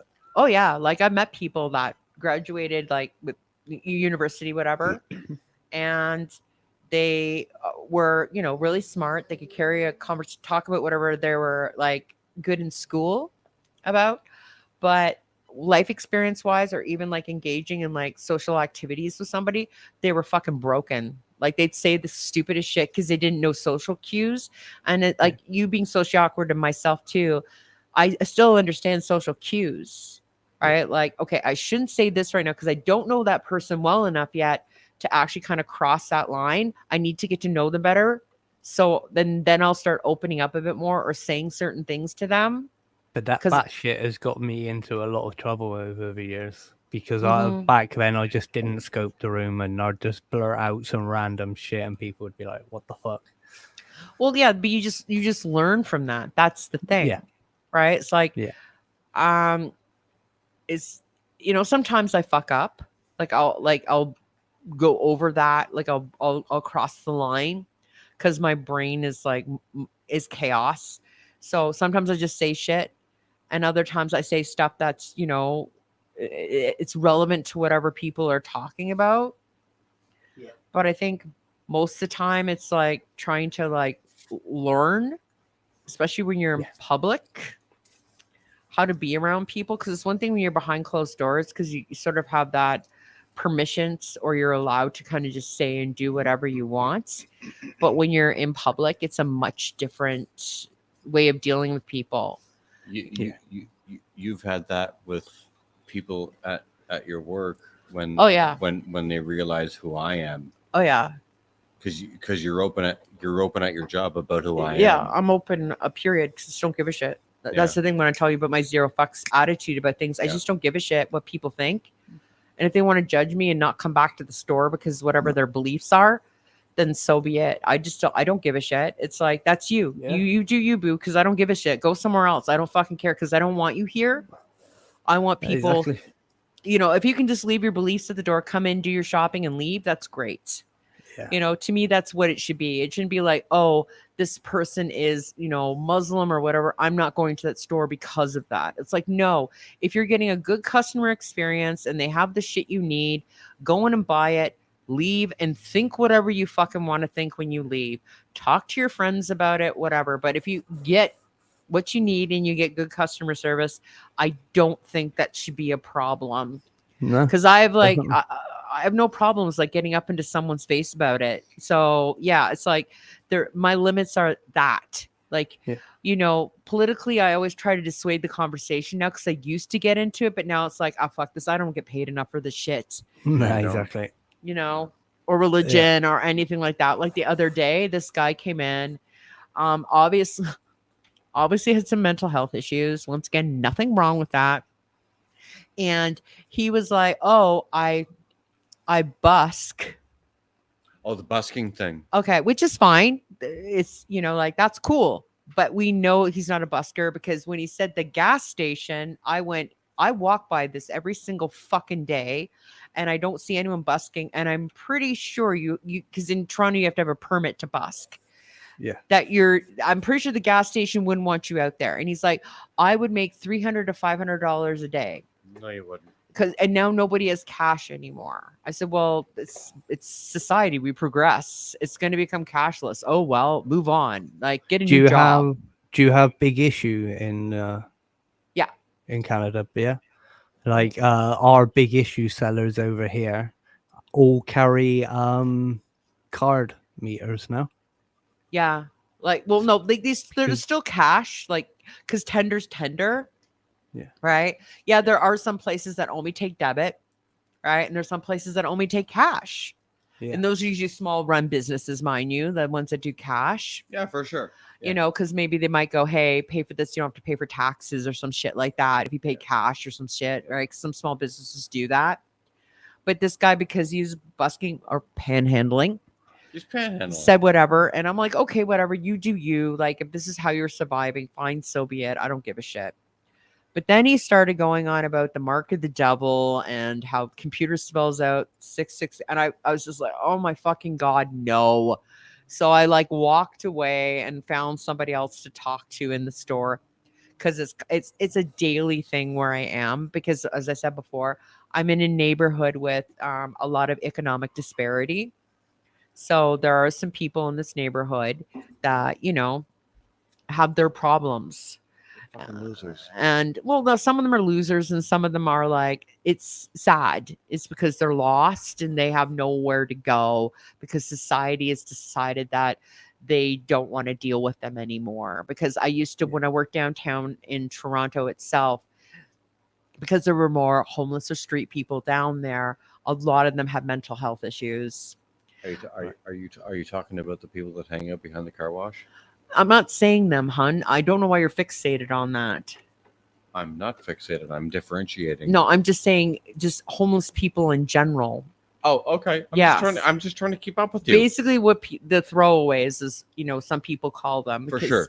Yeah. You know, it's like, oh, we don't have the things, in your favor set up for you. So you're kind of on your own, and you'll either end up dead or basically, just disappearing is the best way to describe it.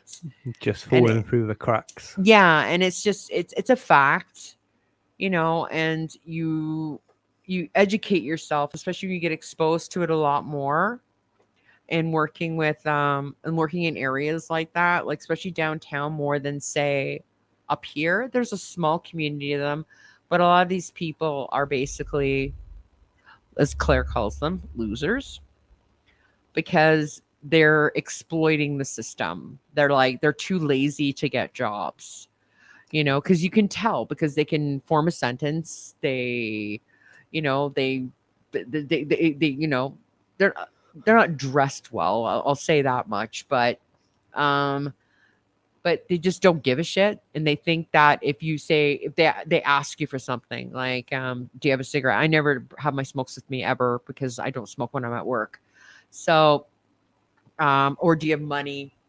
In our neighborhood, we live a block away from this area, and we learned this a while ago, even in terms of something as simple as a cigarette, because we both agree on this. Because I meet Tristan after her shift every time I can.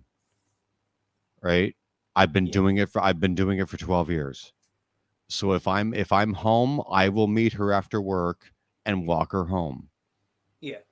Now, what the dynamic is in our neighborhood, whether you like it or not, you will get panhandled for anything from money to a cigarette. Something as simple as a cigarette. Why do I say that? I say that because me and her both agreed a year ago or more, if you don't want to get solicited, say, right? Yeah. For something as simple as a cigarette. And these people don't even care if you had, even if you have headphones on and you're listening to your music, right? They don't care. They're going to ask you for a cigarette. It's just how it is. And you can choose to respond, or you can choose not to respond. If you have cigarettes, you can offer one. If you get asked for a smoke, you can offer one. I've done it. I don't know if she has. Maybe you have, maybe you haven't. I don't know. But this is the dynamic of our neighborhood.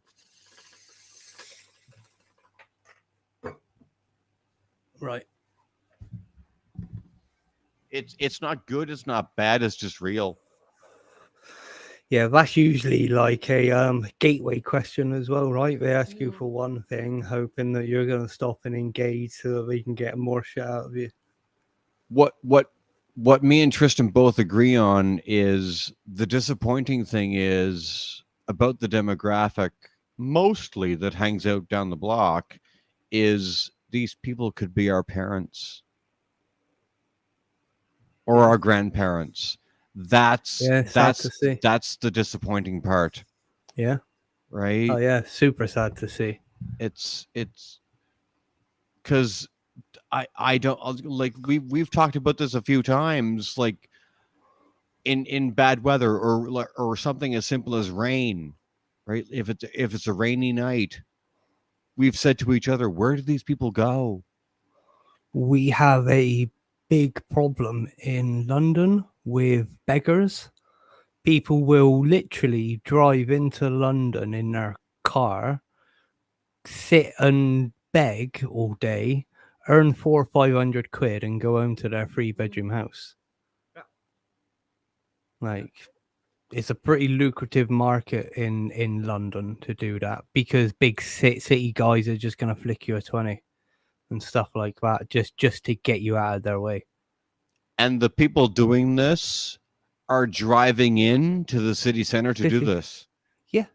Yeah, people are flocking into London to beg and they earn so much money, but it's a fucking business for them. but I'm going to lighten up the conversation with talking about them. So in our neighborhood, behind the gas station, because we've been here since 2015. So it's been Right. about 8 years since we've lived here. And so behind the gas station, there's a really big subsection behind the car wash. It's pretty big. And then there's like a sort of like little grassy area with trees and stuff like that, and a dumpster tucked in the corner. And when the first couple years I was here, maybe in the summertime, I'd see a couple of older gentlemen sitting there. You know, they'd have like lawn chairs or just sitting on the grass or whatever. And it was usually the same people over and over. And they were harmless. They weren't doing anything. But then the next year came and then it started having meth addicts and shit show up. So sometimes you see the cops pull up because the guys would just be pissing out in the open and stuff like that. And obviously the gas station, the owners don't want that happening behind them. Yeah. And then for a while it was pretty sparse. And then it wasn't until this year that this new evolution of what the fuck is going on behind the gas station started. Now, I remember the year before there was just maybe one instance of this sort of kind of behavior. So I was walking, I don't know, it was to work, and I looked to the side because I cut across the gas station, and there's 3 gentlemen just lying out on the grass with their coats and shit underneath them. And I'm like, okay, they're homeless. I get it. It's nice outside. They want to sleep outside. That's fine. I don't give a shit.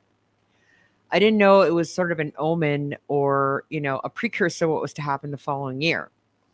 So all of a sudden, this small group, no longer the older gentlemen, they've all moved on. I know who some of these guys are. Yeah. One guy collects bottles and shit like that, right? So, you know, making a living off that, which is fine. You know, he probably gets his pension because he's like obviously retirement age, but he probably just wants to make. It's a black gentleman. The black dude, the guy with the wagon. Yes, right. And he just drives around and collects bottles and probably metal and stuff and gets money for it, which is fine, cool. Yeah. Like if that's it, you're getting exercise, doing whatever, cool, good on you. And nobody gives him any guff. No, but so this summer we're having what I'm calling the dumpster disco. That's what I've decided to name it, the dumpster disco. Yeah. So all of a sudden I'm starting to see that the once beautiful grassy area has become just worn away. Like it's all just dirt now, like just ground. And there's a series of little table. There's milk crates, whatever. Cars. Oh wait, there's speakers. There's cars. There's people dancing. Like they're having a fucking I don't know, Tomorrowland every goddamn day.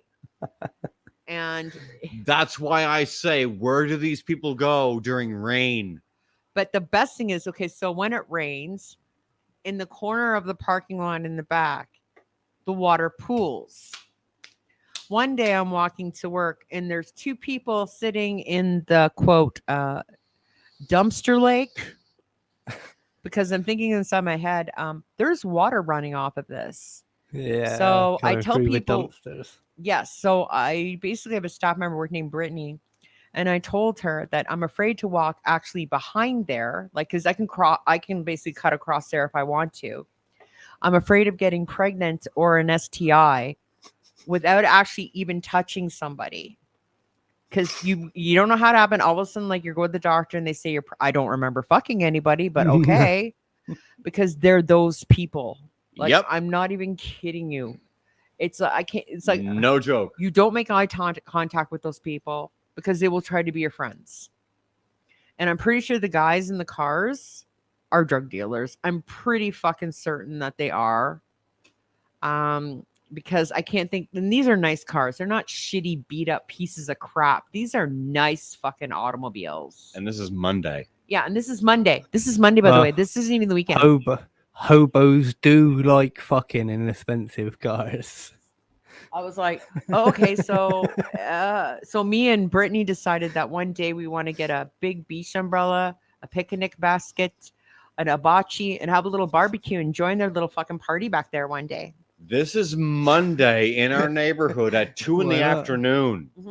Mm-hmm. Oh yeah. Yeah. That's what's going on behind the gas station. This is 5 minutes away from our house right now. Yeah. And I keep going, It's don't we mad, have a... it's mad that the police don't move them on. They'd be No, moved I've never on seen them. over That's here. the thing. Because I don't think they Yeah, cause that's what I mean. problems. There used to be a police presence, but not anymore. Yeah, because they're probably just smoking Funding. weed or hiding any, like, because weed's legal. I they think go. I think it's because Sorry, go on. it's just the drinking in public, though, they could get in shit for. Yeah, But nobody cares. Nobody cares. That's the thing, because they're not beating up anybody. They're not hurting They're anybody. not harassing anybody. Like, no one's been assaulted back there, because the groups before, like, literally, I told Klayre one day I was walking to work. It was a really hot fucking day, and right in front of the car wash where the cars come out of the knockout, some guy fucking haymakered this guy, and this guy collapsed like a bag of fucking wet cement on the hot pavement. Someone got knocked out, and the other guy's hand was covered in blood, and him and his wonderful meth-induced girlfriend were stumbling all the way, no joke, running from the crime scene basically after they fucking clocked this guy. So yeah, holy shit. Like this is the neighborhood we live in, right? And it's only these groups of people. It's really nobody else, you know. Like there's things that have happened, yeah. Like all the, you know, and it's like once in a blue moon, right? Like once in a blue moon something happens in our neighborhood. Like at the LCBO there was a shooting where 2 people died, and they weren't even the targets apparently. Broad daylight. Then at the there used to be a tavern. You mean the Metro shooting? No, the LCBO. It was LCBO. Was it? Yes. And then at a tavern that used to be at the used to be behind the gas station. Oh, the bikers bar. The bikers bar. One guy got shot, but nobody died. It was just like, you know, the person got hurt. It was a Hells Angels thing. And then there was a stabbing down York Mills, and the guy that was convicted of it, he stabbed the guy to death in the building next to us. Yeah. Yeah, he was in a meth. He was a meth-induced, like, whatever. He was under the influence of drugs and stabbed this guy. And then behind our building was an execution style killing in the parking lot. From like a drug deal gone wrong, basically. There was a fucking shooting. Because it's like because we're near a major highway. And my brother tells me that what drug dealers do is, when they're like, say, transporting drugs, they meet like whoever their dealer is, like whoever their is working for them, off the highway and give them the drugs and do whatever. They just go off into some parking lot and exchange shits. Yep. And so obviously shit went wrong. So. But how wild is that in our backyard there was an active shooting? Yeah. There was a murder. Yeah. Yeah. You don't get anything like that around here. Yeah, like at our store last year, a guy came in and held 2 of our staff members at gunpoint. Mm-hmm. It was a guy, and it was basically probably to feed his addiction, my brother said. Because he got caught, and everyone thought, you know, the assumption is, you know, when you want to play the race card, people thought, oh, the guy's basically probably black or whatever. No, actually, it was a 45-year-old Greek guy that was doing this. He had basically done this to a couple of pet values, and everyone's like, why a pet value? Because you think about it, we don't sell cheap shit at our store. Smash and grab. Right? So it's a smash and grab. That's what it's called. So basically, he would rip the till, like the box, out of the thing. Like literally just rip it out. And then he found out where the safes were in the store. And so he'd force them to open the safes. And it was Trish. Right? So basically, you know, and it happened during the day. Yeah. It wasn't even at night. It was like 10 o'clock in the morning. Because those are usually, they basically will probably case the place, and knowing what stores are probably the slower times. They're not going to come at like 5:30 in the afternoon, because that's like peak time. So yeah. She's not going to say it, but I will. But her coworker was held at gunpoint in broad daylight. Yeah, I said that. Oh, did you? Holy shit! Broad daylight. She had a gun. She had a gun to her face. Her and a 16-year-old student. Yeah. Like one of our temp workers. Like on a fucking weekday. Yeah, it was a Thursday. Holy shit! Yeah, but they caught him. That's the thing. He was caught. He was caught. You know, because they all know they're going to make mistakes eventually. right? Like that's the thing. They're gonna make mistakes. He was caught. And like there's all sorts of scams that happen in this area. And the best thing is because we have a network now of stores that are willing to contact each other, even though we're all franchises. Like they'll say, "Oh, this person's pulling this scam right now. This person's pulling this scam right now." So we're all kind of have a heads up for everything. So like if someone's doing like some guy was getting like a couple would come in and one would distract the other, and you try to basically pick the lock for the till box. And so we found a way to stop it from happening. So that stopped. There's people that like want to do returns on stuff without receipts. People that want to do credit card payments over the phone and then ask for a refund when they show up by using stolen credit cards to basically pull one balance to another card, because we don't basically check the numbers of the cards. Like a card's a cards. We have a default system now. There are so many fucking scams. Yeah. There's so many. definitely. Yeah.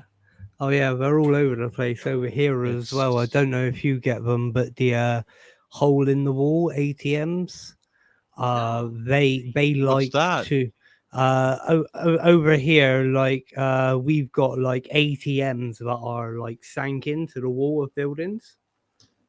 Well, we do have that here. Yeah. Well, people are putting but they're at banks. Well, yeah, they can be at a bank, they could be outside a shop, into the wall outside a shop, or anywhere really. Yeah, but people are fixing like false fronts to them so that they read the cards as they're going in and read your PIN number and stuff like that. So if you ever go up to an ATM machine and it just doesn't look right, just check it and like see if the front can fucking come off. Because people are fitting false fronts to them. We would have people literally come in. They did this at the Metro. They came in and stole the entire ATM machine in front of staff members. They just literally got rope and a dolly and unplugged it and dragged it out, like ripped it out of the wall. It was like, I was like, "Are you?" That's why there's no ATM in that grocery store anymore. It's like you said earlier on, get wrecked. Yeah, like I was like, "What the fuck?" When they told me that, I was like, "Okay." Do you know after that George Floyd or whatever his name was? George Floyd, yes. Kid, right? Do you know they were going around doing all that looting in cities? Yeah. I saw on YouTube a video of a kid trying to take an ATM machine on a bus. And the bus driver wouldn't let him on. He was like, "What the fuck are you trying to do?" Yeah, he's literally trying to take an ATM machine onto a public bus. USA.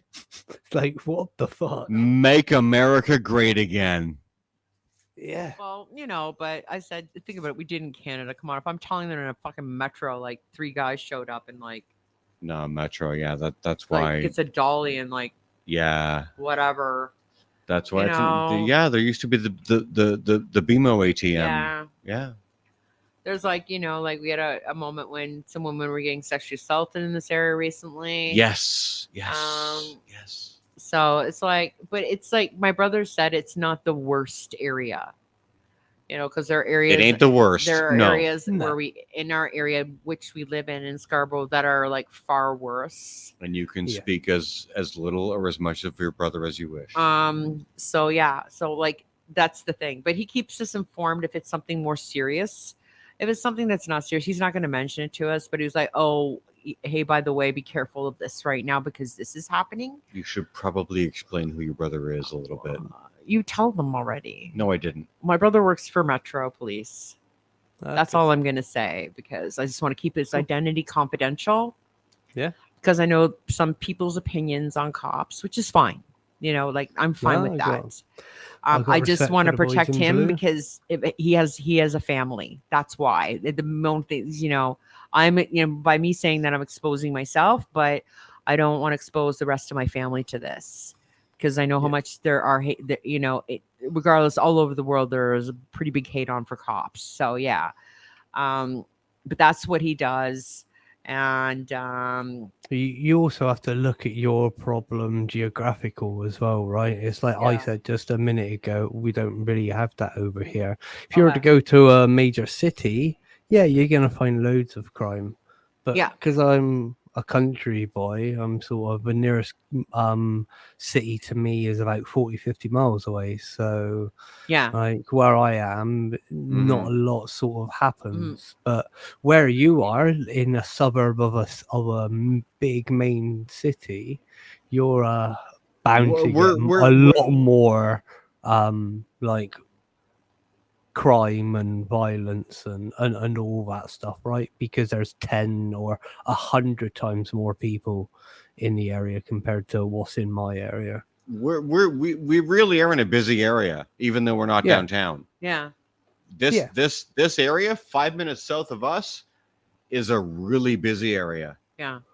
Oh yeah, definitely. I expect my town could fit in your suburb, like your area. Sort You of thing. figure? Yeah. Yeah. I'd say if you're looking on the map, about 2 miles, about 2 miles squared, I reckon my town is. Well, Roughly. yeah.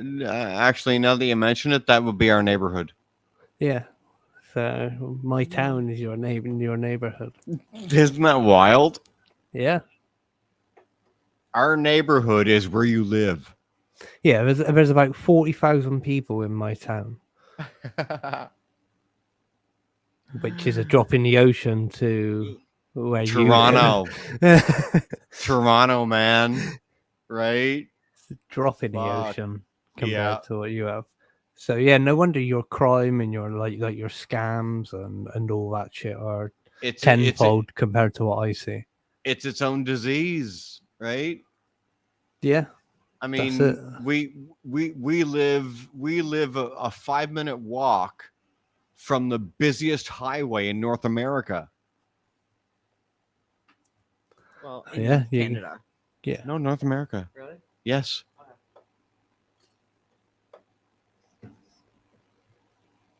So yeah, And you're yet- bound to see an influx. Sorry? I said you're bound to see like big influxes of people. Oh, of course, yeah. Me and Tristan both have seen stuff that we wish we didn't see or have heard about. But that's what happens when you live in the suburbs anyway. So It really is. Or urban communities. It's the whole idea of if you're scared of all this, or if you pay mind to all this stuff, you'll never leave the house.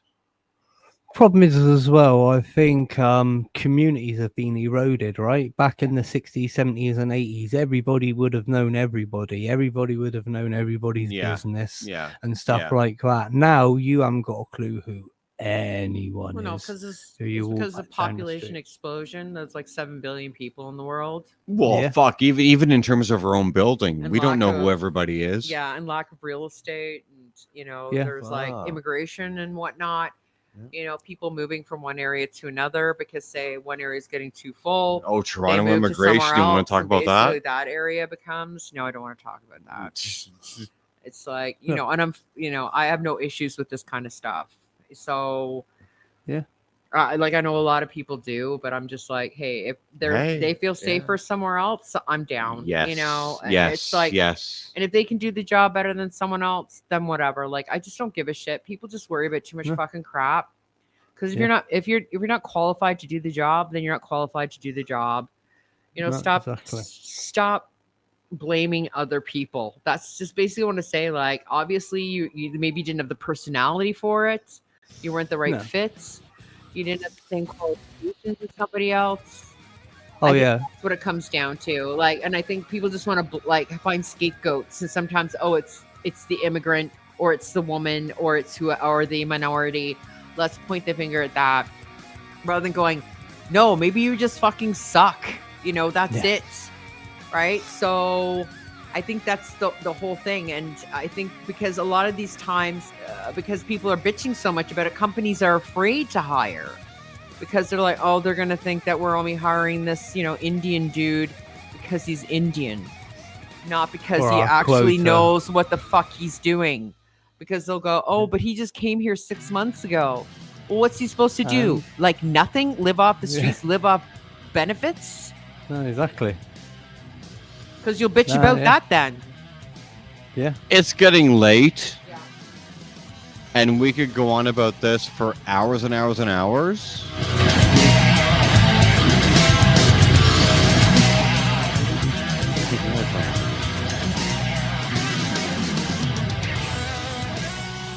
I don't know how long we've been here. But 10 we've minutes been- shy of 4 hours. Are you fucking serious? Nah. Yay. 10 minutes shy of 4 hours. This has been an absolute journey. A lovely journey for me and my boy Reorganized. When you put the music on. Joined by my own partner, Calamity Zero. Zero fuck, depending on where you follow us. We are saying goodnight. Cannot hear a word you're saying when you got it that loud. No, I know you can't. I did that on purpose. Okay. Yes. Yeah. Calamity Zero fucks with two X's. She's on Twitter. She's on Instagram. If you care to follow her, for you folks over here on the VOD or YouTube, wherever you're going to see this, this has been absolutely magical. Yeah. Fun. Very fun. And we're saying goodnight.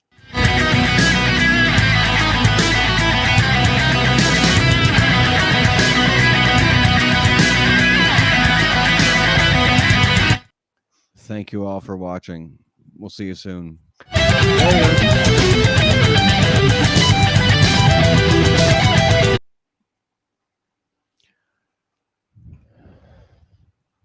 Night, everybody.